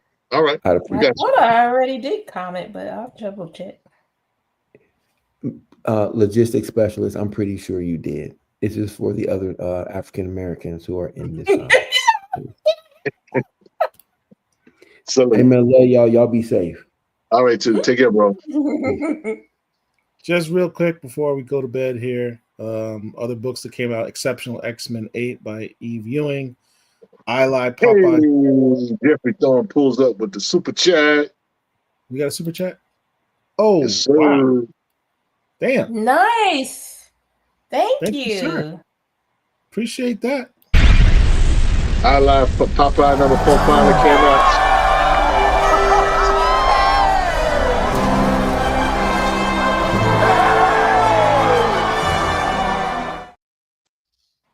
Thank you, sir. Appreciate that, brother. Appreciate it. Thank you. Thank you. That's what's up. That's what's up. That's what's up. Let's see. Yeah, the I Lie Popeye 4 came out. I think that's the final issue, if I'm not mistaken. It No, is. it's one more. I think that's the final issue. Yeah. It's not. There's one more. See? One more? Okay. I Lie Shout out to Popeye Marcus Williams. 7th. And that's the final issue. Shout out to Marcus Williams, the legend. Yeah. Yeah, man. I guess we couldn't get that. We couldn't get Waylon Joe on the cover, man. Yeah, that's a shame, man. I wish he was able to get that. He deserved that. Yep. So what are we gonna do about this Captain America book? I mean, we gotta still support it, bro. Evan Narcisse is writing still, right? With Greg Pak. That slavery thing left a lot of distaste in a lot of people's mouths. JT says it's pretty good though. No, I mean the rest of it's good. Art's good, story's long. No, I'm talking about the story. The story. A lot of history and stuff that I thought was good. Yeah. He said he really enjoyed the story so far, so I'm gonna check it out. I haven't taken it off my pull. I still got it on my pull. I'm getting the full run. I'm getting to get the full run, and not to mention, I love this Josiah X. Like his new iteration that Torrin Clark put together here is dope. So, Jeff says, "Oh yeah, Rich. Oh yeah, roll up on X-Force 10. You're going to see some familiar faces in unfamiliar spaces. That's what's up." I sure hate they canceled that book. That book was pretty good. I like seeing Forge with his own team. Man, that last issue, what was it 9? This one right here, Jeff. This was a dope issue, though. This was a dope issue. I'm so serious. You out of line. He say Space Plantation can't do it. Well, they can't. Bringing back that John Wraith. Did he drop his link? I know you was asking to drop your link, bro. Did you drop it? Because I didn't see it. Wraith was just the beginning. Man, look. Not only did he bring back John Wraith, who was dead, made him better than he was before.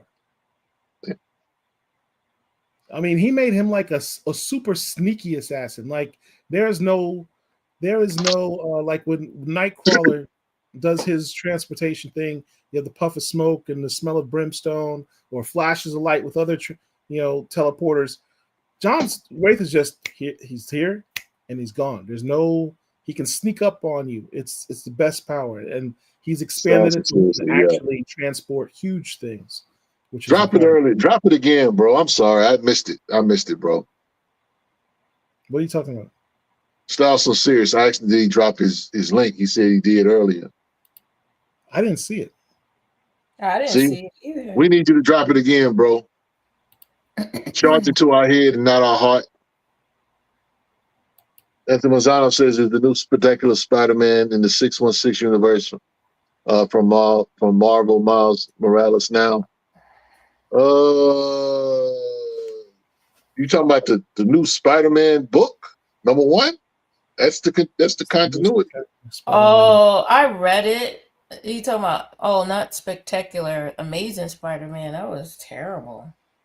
I'm very disappointed. You didn't like it? No.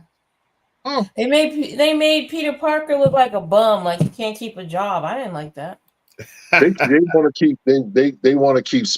to keep Peter Parker a teenager, 20-something. They reversed his age. Like, no, man, and then the artwork is trash. I don't care. Come for me. That I don't. I've been collecting Amazing Spider-Man since I was little. So this #1, whatever, I had to get a ratio just to get a decent cover. Wow. I got the 1 in 25 just to get a decent cover because Marvel's lazy with it. No, some of us care about Peter Parker. I'm sorry. If you hadn't noticed. Right, okay. Right. Can I bring that up in terms of? I don't want to go too deep, but I want to ask you how are you enjoying all of the Godzilla stuff? Oh man, I'm in heaven. Godzilla got like 5, 6, 7 books. Yeah, I'm for all of it. The Hulk and Godzilla I picked up today. I haven't read it. I was gonna read it after this, but I might not because it's late. But I might still. I love it. Oh, I'm loving all of it. All the multi-universes, the kaiju are in. I'm for it. Yeah. This is dream come true. I haven't seen this much Godzilla stuff, and the funny thing is, we don't even have a movie. I mean, I guess people still geeking over the last movie or whatever, but it's coming. It's coming. Yep. They already started production. So, can I share something with y'all? You talked about covers. Sir. Yes. Let me show you this. This is artwork by J Hero. This dude is phenomenal. His artwork is phenomenal. Look at this. Yeah, that's kind of ill. Yeah. It's really intense. It has an intensity to it. This is from a book he's working on, Black Boy Who Roared. Yeah, I love that one. That one speaks to me.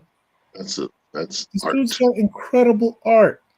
and he was putting out requests for commissions. He says he's trying to make his rent. How does someone this talented not get picked up by every comic company clamoring for him to do cover art for them? So when I had spoke before about the gatekeeping, that's part of it. This is why black comics. When somebody's exceptional, they don't want the wages for an artist to rise at all. So even the best of the best is paid very minimal compared to what they should be getting paid. Hence the cons and everything else.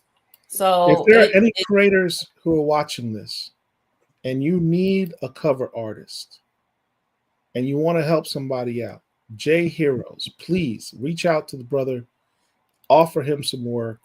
You can see his talent. Brilliant artist.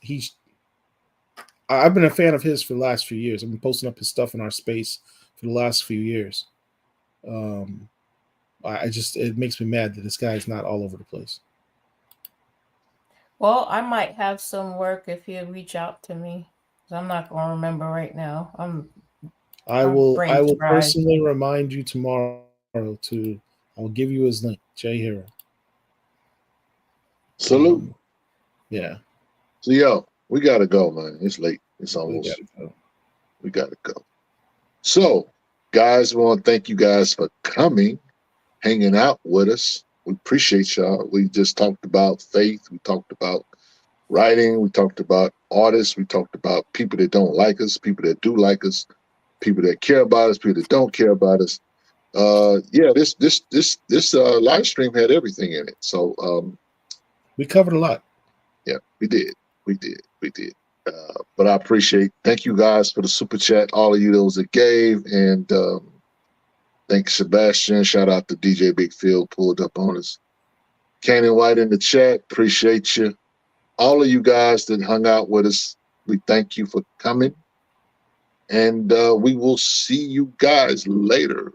I don't know if there's going to be a show Sunday because it's Easter. So if there's no show, don't spend time with your family. Go to the movies. There is a new movie. I'm gonna try to check out that Sinners on Friday. Sneak away from work. So y'all just go have some fun. Spend some time with your family, and if you're a heathen, get up and go to early Sunday morning church. I'll make sure you get a donut. Yeah. Good night, y'all. Paul, bye. Take us home. Black Comic Lords. We got you. Peace.